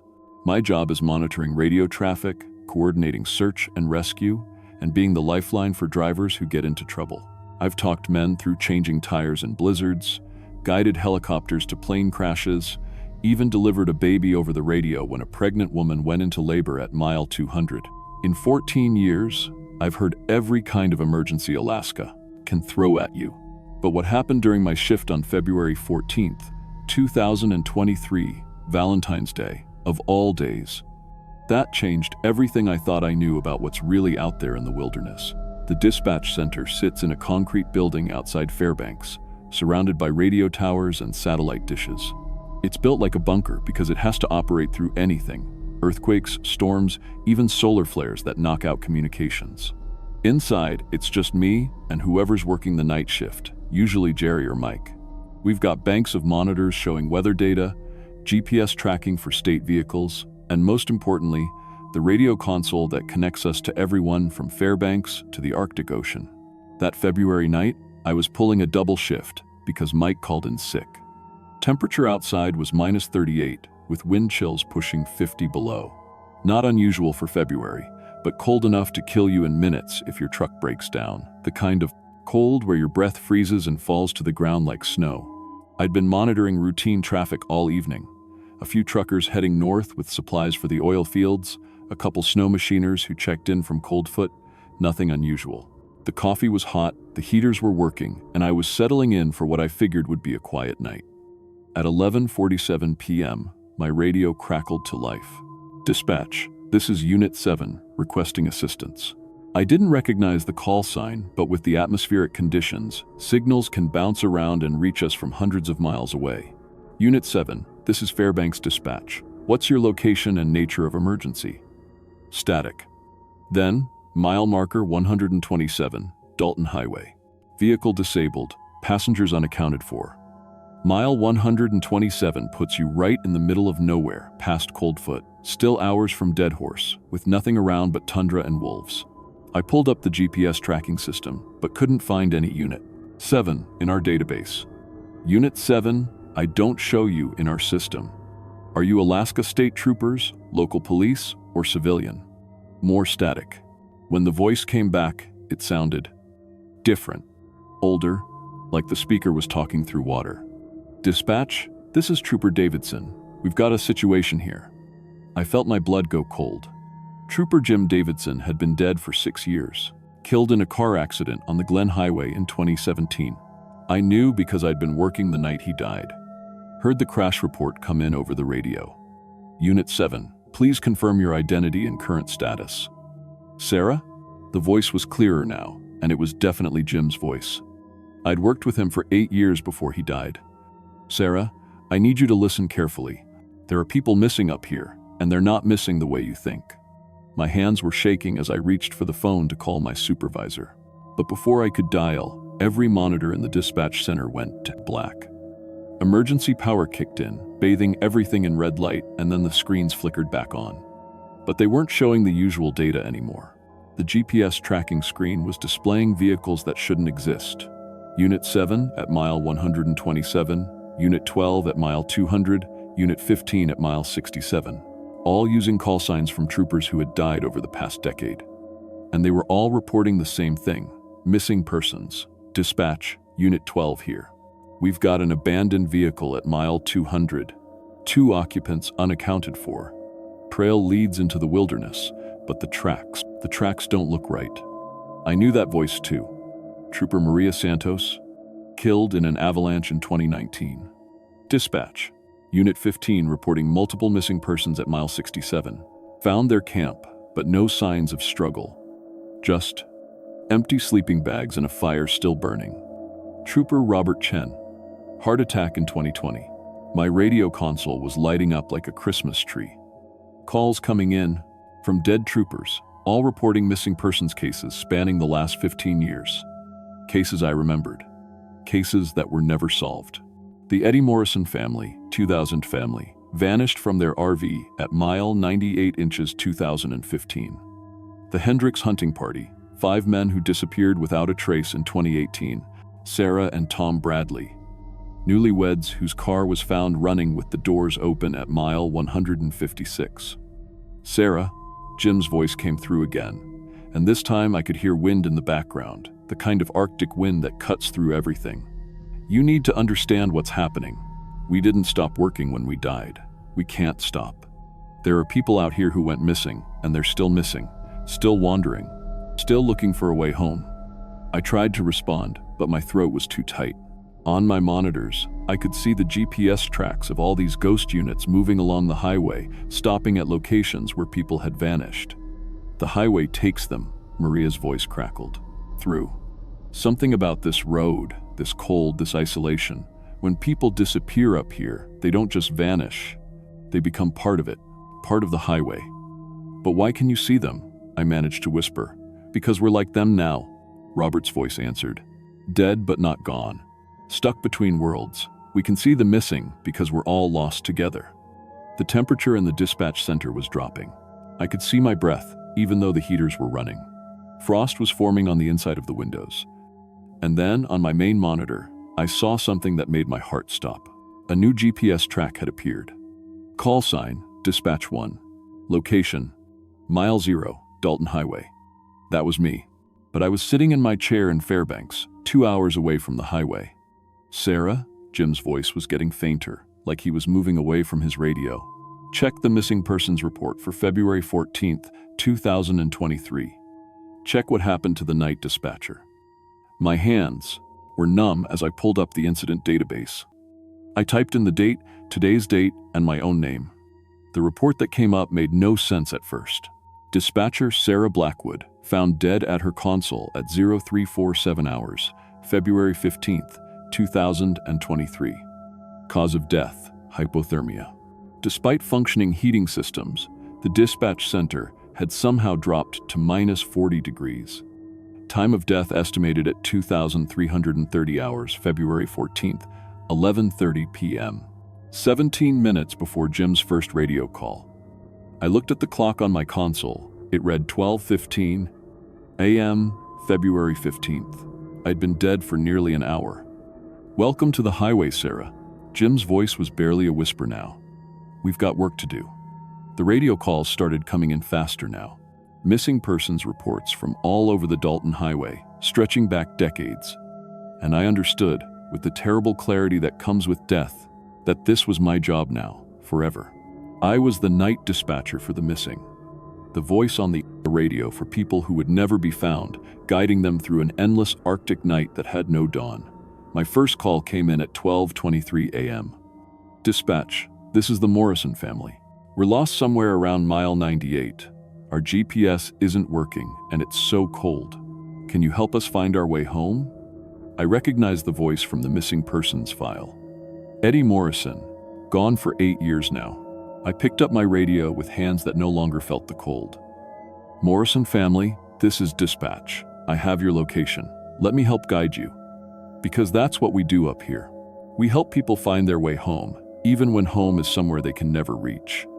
The highway has a hunger, you see. It takes people, truckers who stop to help strangers who aren't there, families whose cars break down and who walk into the wilderness following lights that lead nowhere, hunters who hear their own voices calling from the trees. And when the living disappear into that white emptiness, we're here to guide them. The dead dispatching for the missing, the lost helping the lost. Every night, I sit at my console, surrounded by the ghosts of fellow troopers, taking calls from people who vanished decades ago. We coordinate searches that will never end for people who will never be found because they're searching too. Searching for a way back to a world they can no longer touch. Sometimes, living people tune into our frequency by accident. They hear our voices and think we're real emergency responders. They file reports about strange radio transmissions, ghost voices on the emergency channels. The authorities explain it away as atmospheric interference, solar activity, equipment malfunction. But if you're ever driving the Dalton Highway on a cold February night and your radio picks up emergency traffic that doesn't sound quite right, don't follow the voices. Don't trust the GPS coordinates. Don't go looking for the people calling for help. Because the highway is always hungry, and we're always recruiting. The cold is beautiful up here, in its own way. Pure and endless and perfect. When your truck breaks down at 40 below and you see lights moving through the trees, calling you to follow, that's us. That's the missing, trying to bring you home. To the only home any of us will ever know again. The Dalton Highway. Mile 414 to mile 0 and back again, forever. My radio crackles. Another call coming in. Dispatch, this is a family of 4. Our car went off the road somewhere past Coldfoot. It's so cold and we can't find the highway. Can you help us? I check my files. The Peterson family. Reported missing 3 days ago. Their bodies won't be found until spring, if ever. Peterson family, this is dispatch. I say into my radio, my breath no longer forming clouds in the air. I have your location. We're sending units to assist. Because that's the job. That's always been the job. In Alaska, nobody stays missing, forever. They just stay missing together.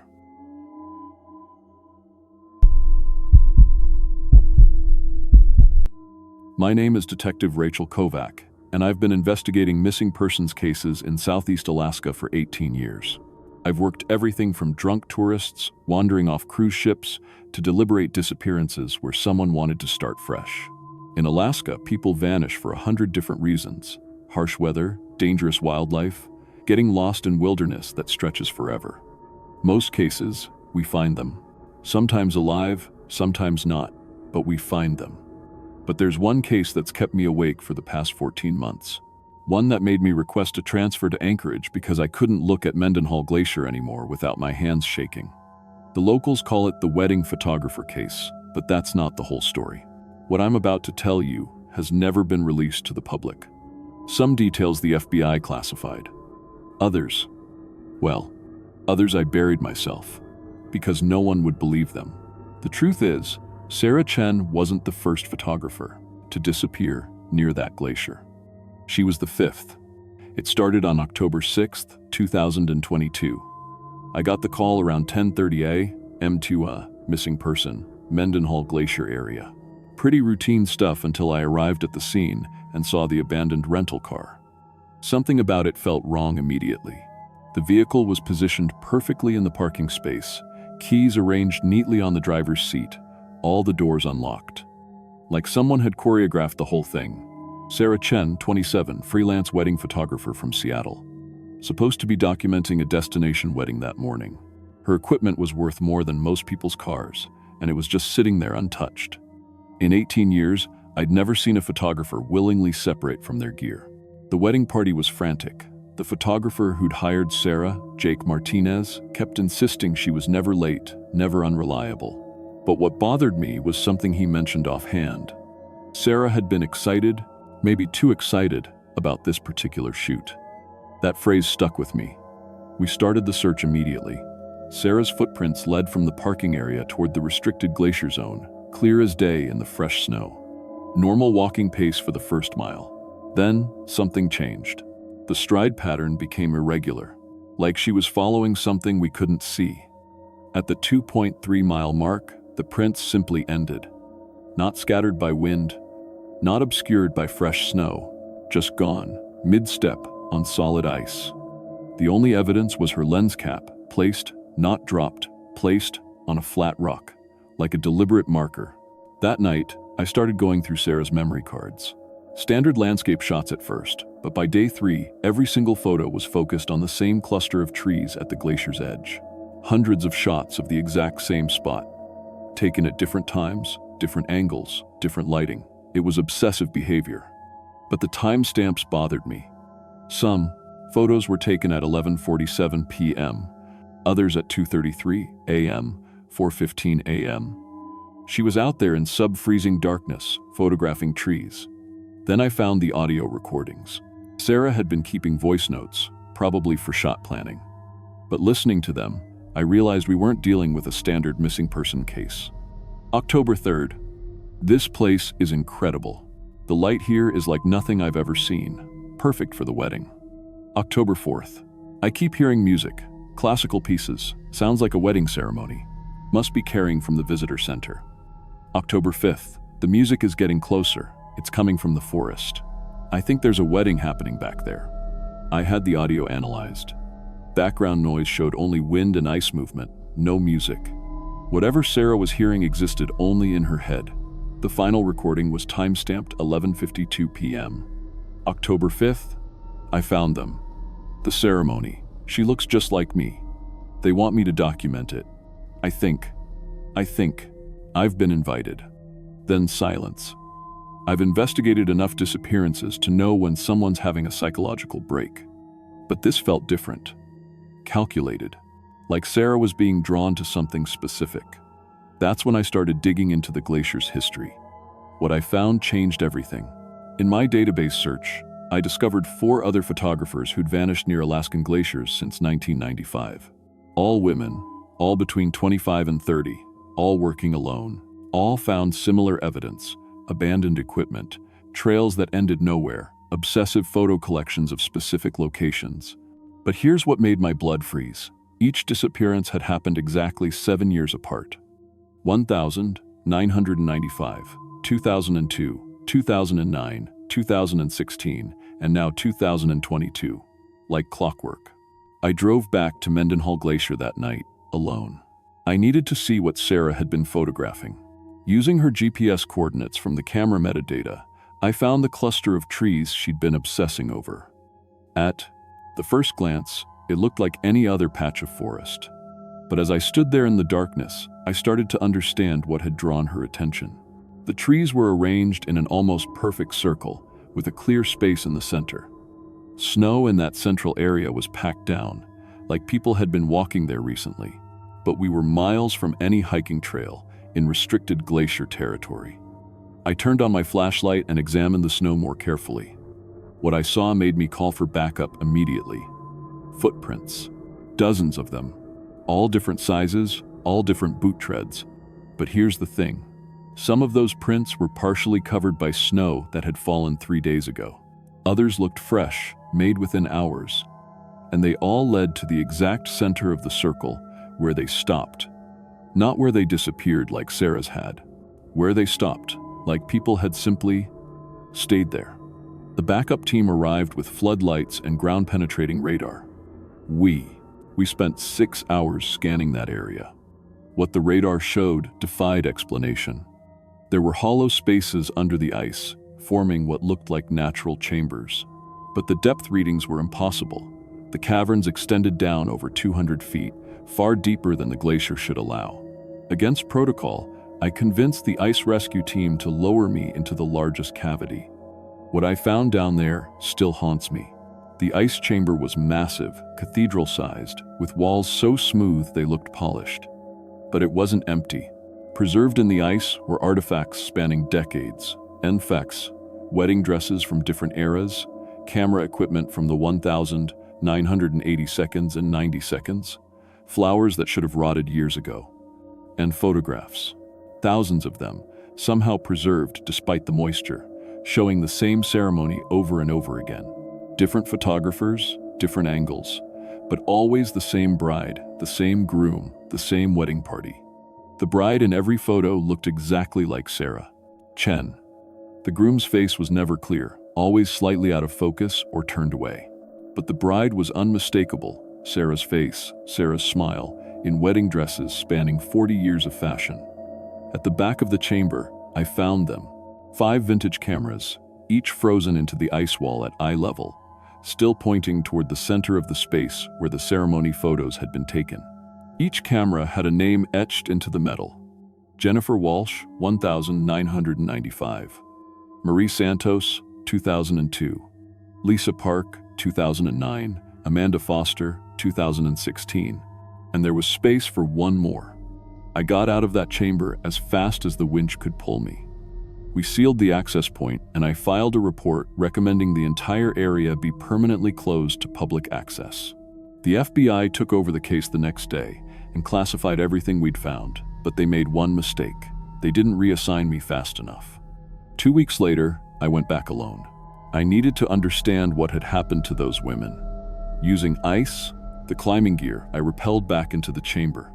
The cameras were still there, but something had changed.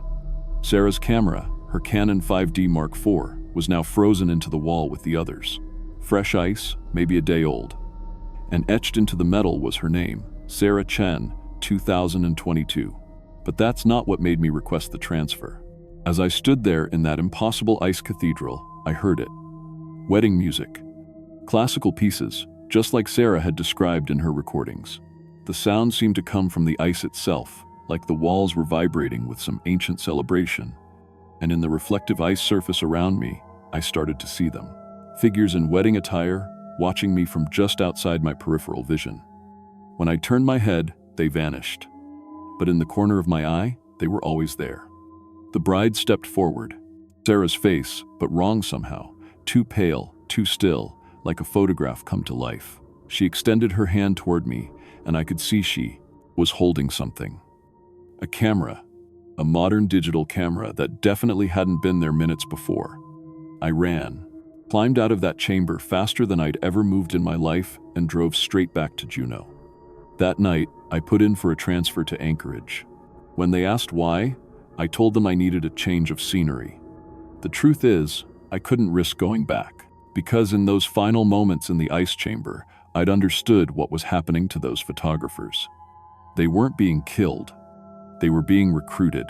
The glacier was preserving something that should have ended decades ago. A wedding ceremony trapped in time, playing out again and again, documented by women who looked enough like the original bride to maintain the illusion. Every 7 years, when the previous photographer's preservation began to fade, they needed someone new.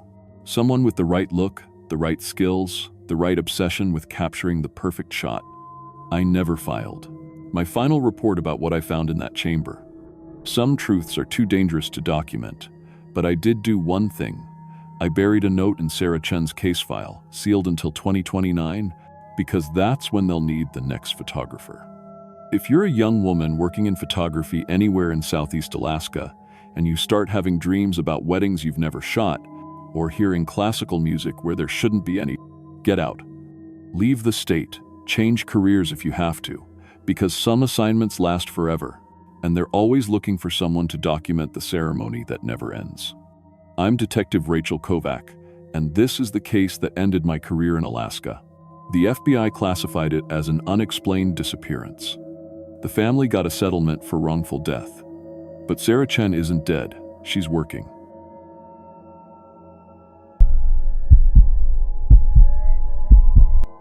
My name is Sarah Mitchell, and I've been a postal inspector for the United States Postal Service for 12 years. I started as a mail carrier in rural Alaska, worked my way up through supervisor positions, and now I investigate incidents involving postal employees and mail security. I've handled everything from mail theft rings to employee accidents in remote areas.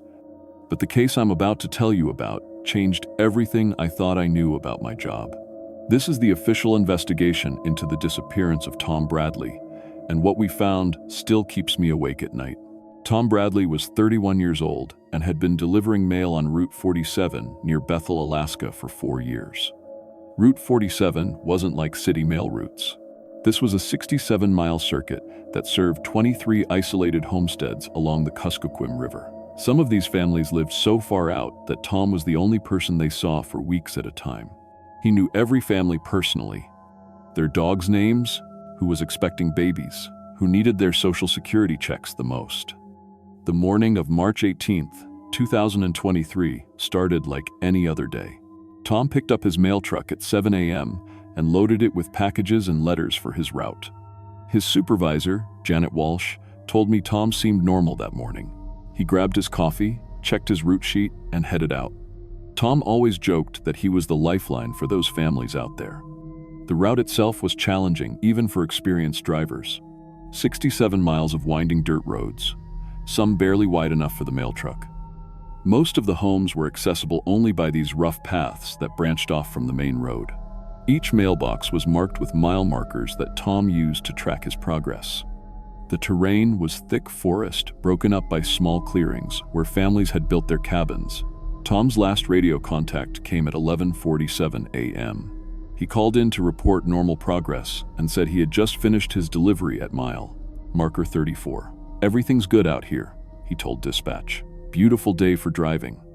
That was the last time anyone heard Tom Bradley's voice. Our GPS tracking system showed Tom's truck continued moving along the route after that radio call. The signal indicated normal progress, NTA, stopping at mailboxes, moving forward, stopping again. Everything looked routine until 2:15 p.m., when the GPS signal just stopped transmitting. The next morning, a helicopter search team found Tom's mail truck at mile marker 52. The engine was still running. The driver's door was hanging wide open. Tom was nowhere to be found. When I arrived at the scene, I immediately noticed how organized everything still was. The mail for the remaining deliveries sat sorted in the truck bed, exactly how Tom always arranged it. His lunch was half eaten on the dashboard, one peanut butter sandwich with 2 bites taken out of it. His coffee cup was still warm. Our forensics team went over every inch of that truck. No signs of struggle. No blood. No indication that Tom had been forced out of the vehicle. According to Tom's route sheet, he had successfully completed 19 deliveries that morning. Only 4 addresses remained. That's when I started interviewing the customers on his route. Jake Morrison lived at mile 51, just 1 mile back from where we found the truck. Tom was supposed to deliver our Social Security checks, Jake told me. We waited all day, but he never showed up. That wasn't like Tom at all. But it was Mrs. Elena Kusher at mile 51, who told me something that made my blood run cold. Around 2 p.m., I heard Tom calling for help from the woods behind our cabin, she said. I looked out my kitchen window and saw him standing at the tree line, waving his arms back and forth. I asked her to describe exactly what she saw. Tom was maybe 50 yards into the forest. He was waving both arms above his head like he was trying to get my attention. I called back to him, asking if he was okay, but he just kept waving and backing deeper into the trees. When our search team examined Mrs. Kusher's yard, we found Tom's boot prints in the soft ground. The prints led straight from her mailbox to the edge of the forest. Our tracker said the footprints showed Tom had walked willingly, no signs of being dragged or forced. On the second day of searching, we found Tom's postal uniform shirt hanging from a tree branch 8/10 of a mile into the woods. The shirt had been removed carefully, with no tears or damage. It was folded neatly and placed on the branch like someone had hung it up to dry. 2 days later, we made an even stranger discovery. Tom's mailbag was sitting in a perfect circle around a large pine tree, deeper in the forest. All the mail was still inside the bag, but it had been organized in a spiral pattern, I-hull, sorted by recipient name and address. Our postal experts confirmed that this was exactly how Tom organized mail for his daily deliveries. The strangest part was that our search dogs lost Tom's scent completely at the location where we found the mailbag. It was like he had just vanished into thin air. A local hunter named Mike Torres approached us on day 5 of the search. "I've been hunting these woods for 20 years, he said. After Tom disappeared, I started finding stone stacks throughout the forest. Rocks balanced perfectly on top of each other, and on top of each stack, there were pieces of mail. Letters, packages, bills. When I asked Mike to show us these stone stacks, I couldn't believe what I saw. Someone had created dozens of them, scattered throughout the forest in a pattern that followed Tom's usual delivery route.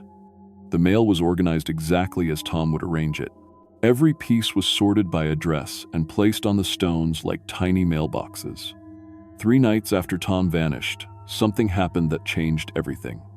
The family at mile 47, Mile Maters, the Andersons, called too. The report that someone had delivered their mail. "We found it arranged on our porch at dawn," Mrs. Anderson told me. "Sorted perfectly, just like Tom always did it. When I verified the mail with our postal database, I confirmed that these were letters and packages from Tom's unfinished route. The addresses were correct. The organization was perfect.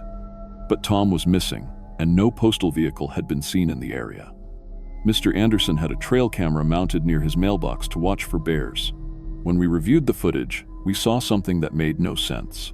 At 3:47 a.m., a tall, pale figure approached the porch carrying mail. The figure moved with an unnatural, jerky gait. Its arms seemed too long for normal human proportions. Over the next 2 weeks, 4 more families on Tom's route reported receiving mysterious mail deliveries. All deliveries happened between 3 and 4 a.m. No one heard any vehicles. Multiple trail cameras captured the same pale figure completing Tom's delivery route. The entity appeared to be over 7 feet tall with gray-white skin. It moved in sharp, mechanical motions, but it perfectly mimicked Tom's delivery routine. Every piece of mail was organized exactly as Tom would have done it. When I consulted with local tribal elders about these sightings, Elder Mary Kasayuli identified the entity immediately. "That's a Kalapalik," she said, "an ancient being that claims territory in the deep woods.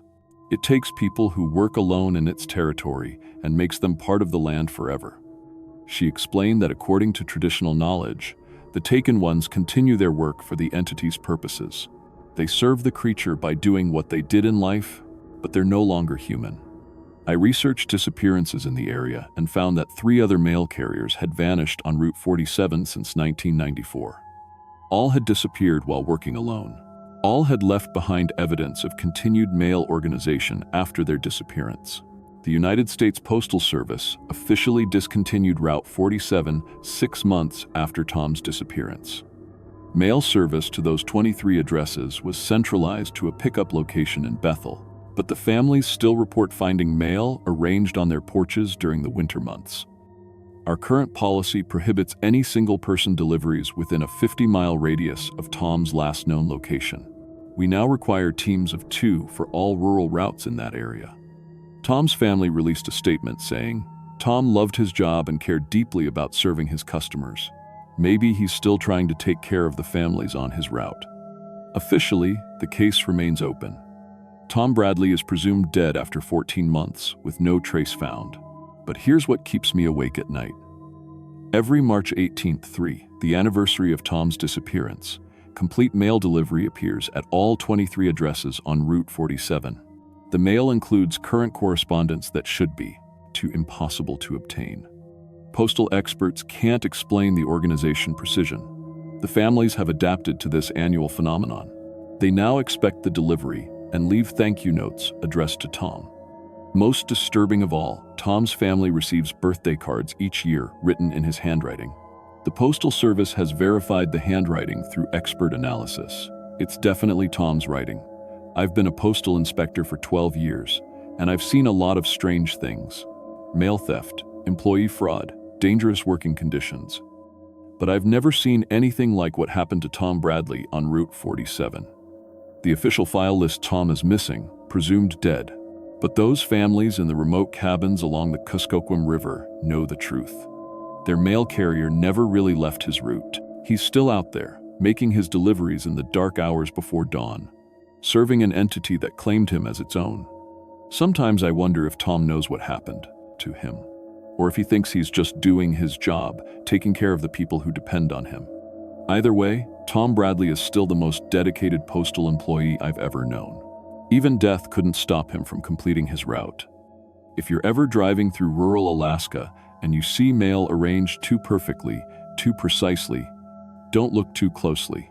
Some postal workers take their duty to serve very seriously, even when they're no longer alive to do it.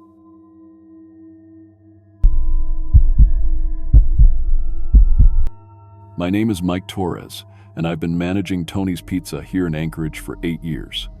I started as a delivery driver myself back in college, worked my way up through every position in this place. I've seen drivers get lost, break down, even get robbed a couple times. But nothing, and I mean nothing, prepared me for what happened to Carlos Mendoza on January 21st, 2023. Carlos was one of our best drivers, 26 years old, been with us for 2 solid years. Never late, never complained, customers loved him. The guy had this route memorized better than anyone. He could find addresses in the dark during snowstorms that would have GPS systems giving up. That's why what happened that night still keeps me awake. It was a typical Saturday evening rush. We had 3 drivers working, Carlos being the most experienced. Around 8:47 p.m., we got a call for a large order. 4 large pizzas, breadsticks, wings, the works. Came to $89.50. The customer paid with a credit card over the phone, which was normal for big orders. Address was 1247 Hillside Drive.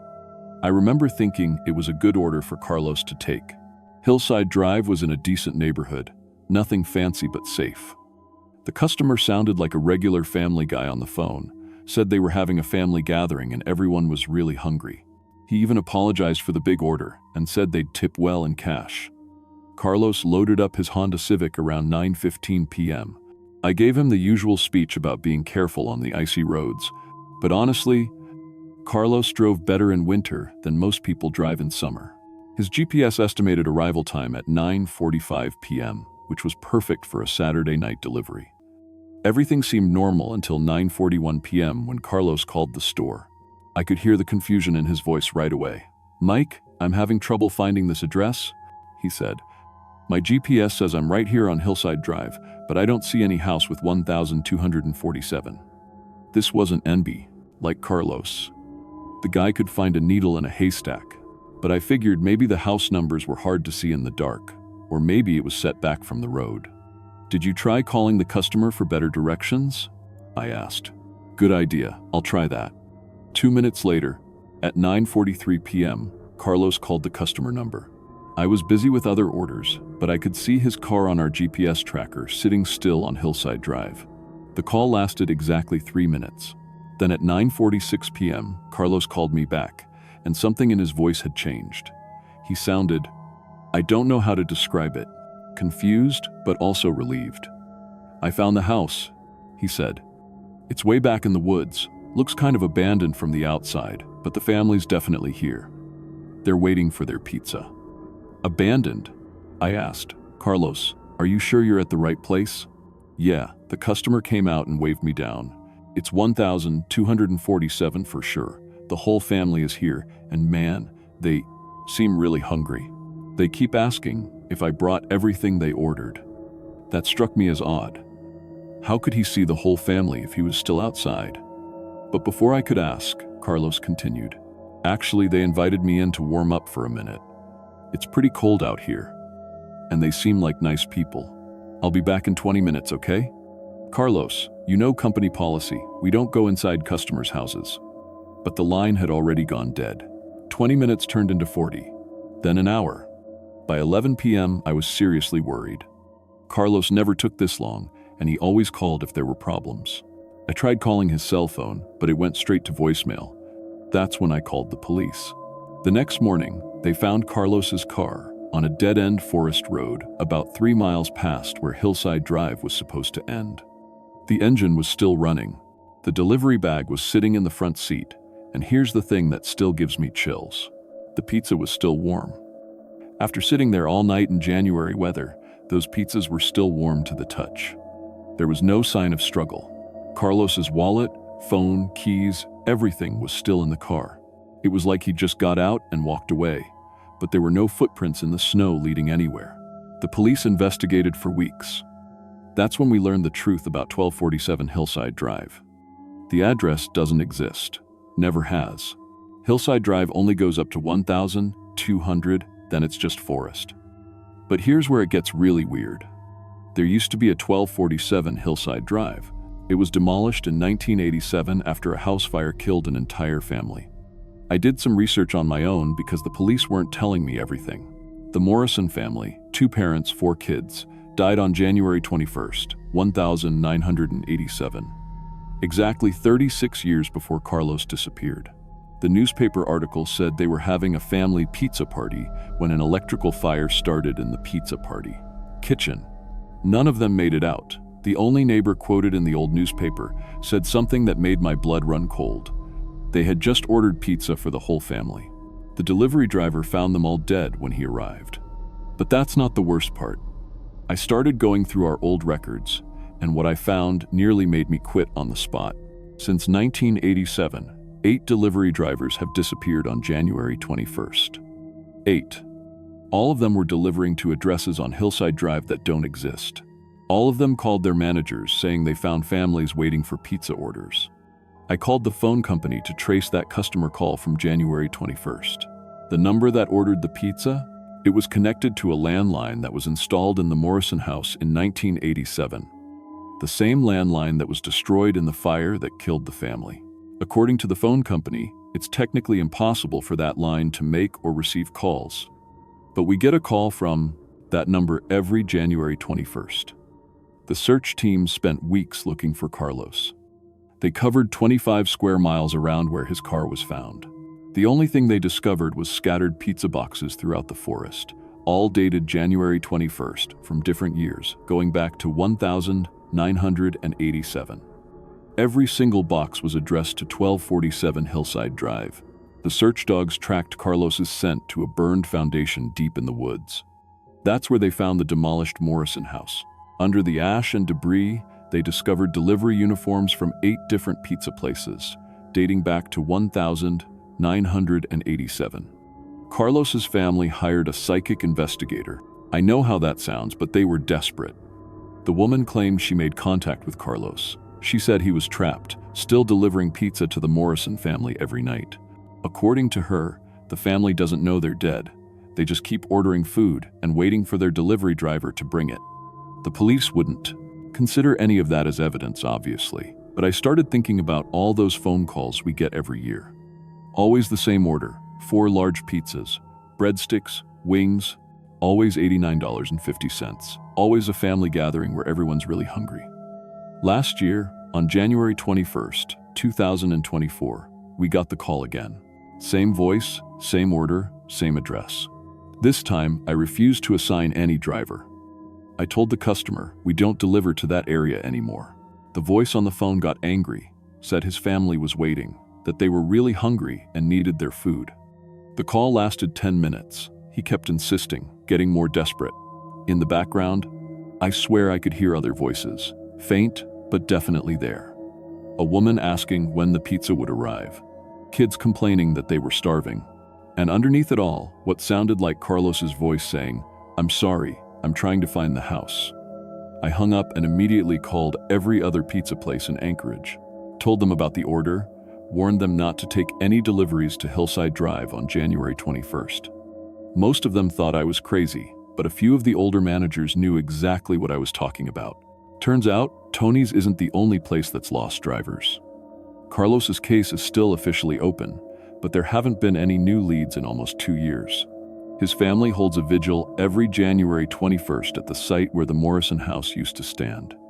They leave flowers and pizza boxes, hoping he'll find his way home. I drive past that spot sometimes. Even in broad daylight, it feels wrong. The trees grow weird around the foundation, all twisted and bent inward like they're trying to get away from something. And sometimes, I swear this is true, you can smell pizza baking in the woods. Every year, as January 21st gets closer, I get nervous. Not just because of the phone call we'll inevitably receive, but because I wonder if Carlos is still out there somewhere, still trying to complete his delivery. Still following GPS directions to a house that burned down decades ago, carrying warm pizza to a family that died before he was even born. The worst part is that I understand why he went inside that night. Carlos was a good kid who wanted to do his job right. If a family told him they were hungry and invited him in from the cold, of course he'd try to help them. That's just who he was. But now I know the truth that Carlos learned too late. Some customers you can never satisfy, no matter how good your service is.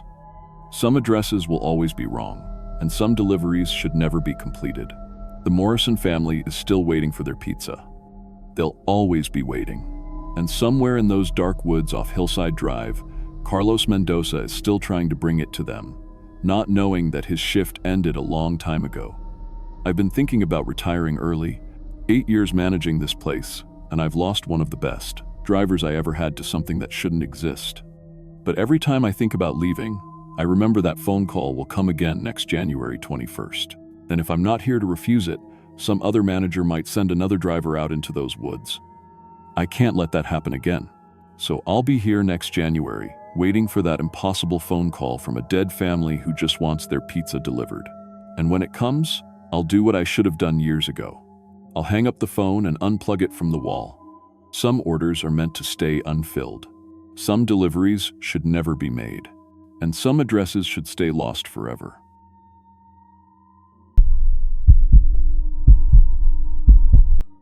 My name is Sarah Chen, and I've been working in grocery retail management for 12 years.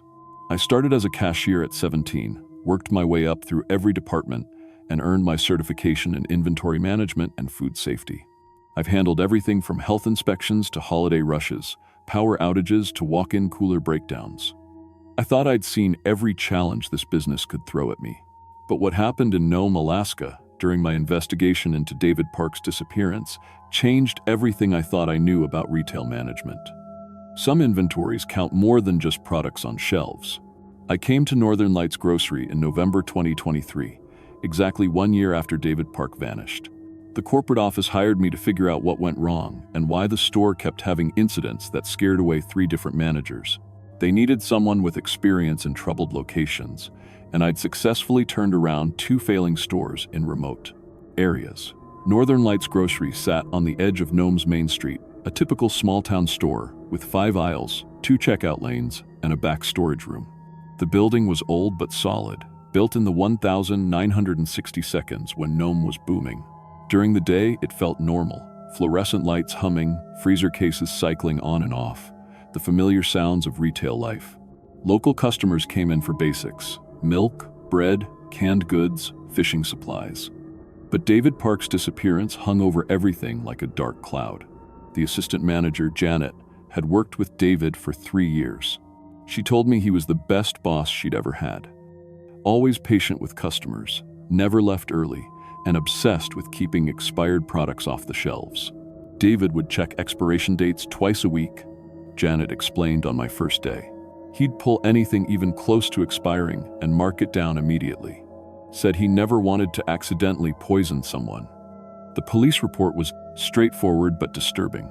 David had come in alone on November 12, 2022, to do overnight inventory before the holiday rush. Security cameras recorded everything until he walked beyond the camera range at 2:33 a.m. They found the store open, spoiled food scattered outside, and no trace of David except a trail of rotting groceries leading toward the cemetery. I spent my first week reviewing the security footage from that night.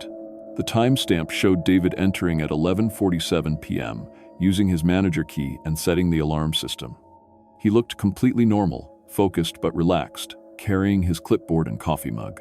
For the first hour, everything appeared routine. David walked through each aisle, checking stock levels and making notes. He moved efficiently, the way experienced managers do, seeing problems before they become issues. The cameras caught him adjusting displays, straightening shelves, and counting inventory with practiced ease. Then, at 12:15 a.m., something changed. David stopped dead in aisle 7, the canned goods section. He stood perfectly still for 3 full minutes, staring at empty space between the soup and vegetables. His body language shifted from relaxed to alert, like he was listening to something. The camera angle showed no one else in the store, but David began nodding and writing frantically on his clipboard. I enhanced the audio and heard David's voice. "Yes, I understand. They'll need fresh food when they get back." When I showed this to Janet, her face went pale. "That's impossible." David never talked to himself. He was the quietest person I knew. The footage got stranger. At 12:23 a.m., David walked to the storage room and returned with cases of food, but not current inventory. He was carrying products that had been recalled 3 years earlier, items that should have been destroyed long ago. Baby formula with contamination warnings, canned soup with botulism risks, expired meat products. David began arranging these dangerous products on the shelves like they were fresh merchandise. He worked carefully, almost lovingly, creating perfect displays of food that could kill anyone who ate it. The security system showed his key card accessing storage areas that had been locked since the recall. "This is completely wrong," I muttered, watching David open cans of spoiled food and arrange them on shopping carts. Every training course teaches you to destroy recalled products immediately. But David treated the rotting food like he was preparing meals for honored guests. At 1:15 a.m., he pushed a cart full of dangerous, expired products toward the front entrance. His movements were deliberate and careful. Like a server in an expensive restaurant, the most disturbing part came next. David unlocked the front door and propped it open, despite the temperature being 15 below zero with brutal winds. Nome in November is deadly cold. No one opens doors voluntarily. Through the Spectre security audio, I heard David calling into the empty street. "The store is open. Come get your groceries. I have everything you need." My hands were shaking as I watched David carry armloads of spoiled food outside, placing it carefully on the sidewalk. The wind was howling, but he acted like it was a pleasant spring day. At 2 a.m., he removed his winter coat and continued working in just a t-shirt.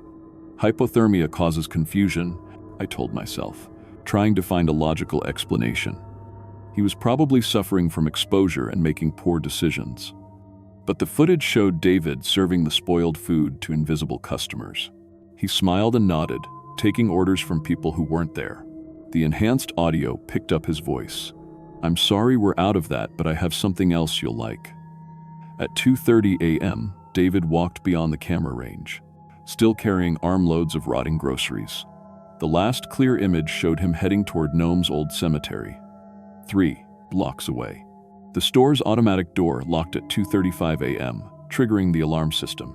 Police found a trail of spoiled food leading from the store to the cemetery gates, then nothing. David Park simply vanished, leaving behind only rotting groceries and security footage that raised more questions than answers. I decided to investigate the cemetery connection. Nome's Historical Society told me about the 1,000 2018 flu pandemic that killed 72 residents.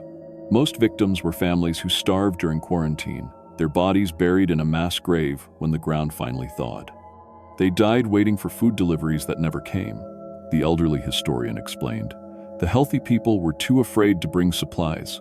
Whole families starved while grocery stores stayed closed. A search of David's apartment revealed extensive research about the 1,918 flu victims. His notes mentioned feeding the forgotten and included hand-drawn maps showing routes from the grocery store to the cemetery. David had been obsessed with the pandemic victims for months before his disappearance. But the story didn't end with David's vanishing. Every morning since his disappearance, employees found fresh arrangements of expired food outside the store. The products appeared overnight, perfectly displayed despite locked doors and functioning alarm systems. Security cameras never captured who was placing the food, but it happened consistently, especially during the winter months. The new manager before me had changed all the locks and alarm codes. Motion sensors covered every inch of the building. But expired products still appeared outside like clockwork, always arranged in neat displays as if someone was preparing for customers who never came. I was determined to solve this mystery. On November 12, 2023, exactly 1 year after David's disappearance, I decided to stay overnight and watch the store myself. I had security cameras, radio contact with police, and every logical explanation for what might be happening. At 11:47 p.m., my skin began crawling with an inexplicable sense of being watched. The store felt wrong, like the air pressure had changed. The fluorescent lights flickered, and the freezer cases made sounds I'd never heard before. At 12:15 a.m., I stood in aisle 7, where David had stopped that night. The temperature dropped 20 degrees in seconds, and I heard something that made my blood freeze, the sound of a shopping cart rolling slowly through the store. I grabbed my flashlight and radio, but both devices had mysteriously died. The cart sounds grew louder, accompanied by footsteps and the rustle of someone handling packages. In the dim emergency lighting, I saw shadows moving between the aisles, but no one was there. Then I heard David's voice, clear as day.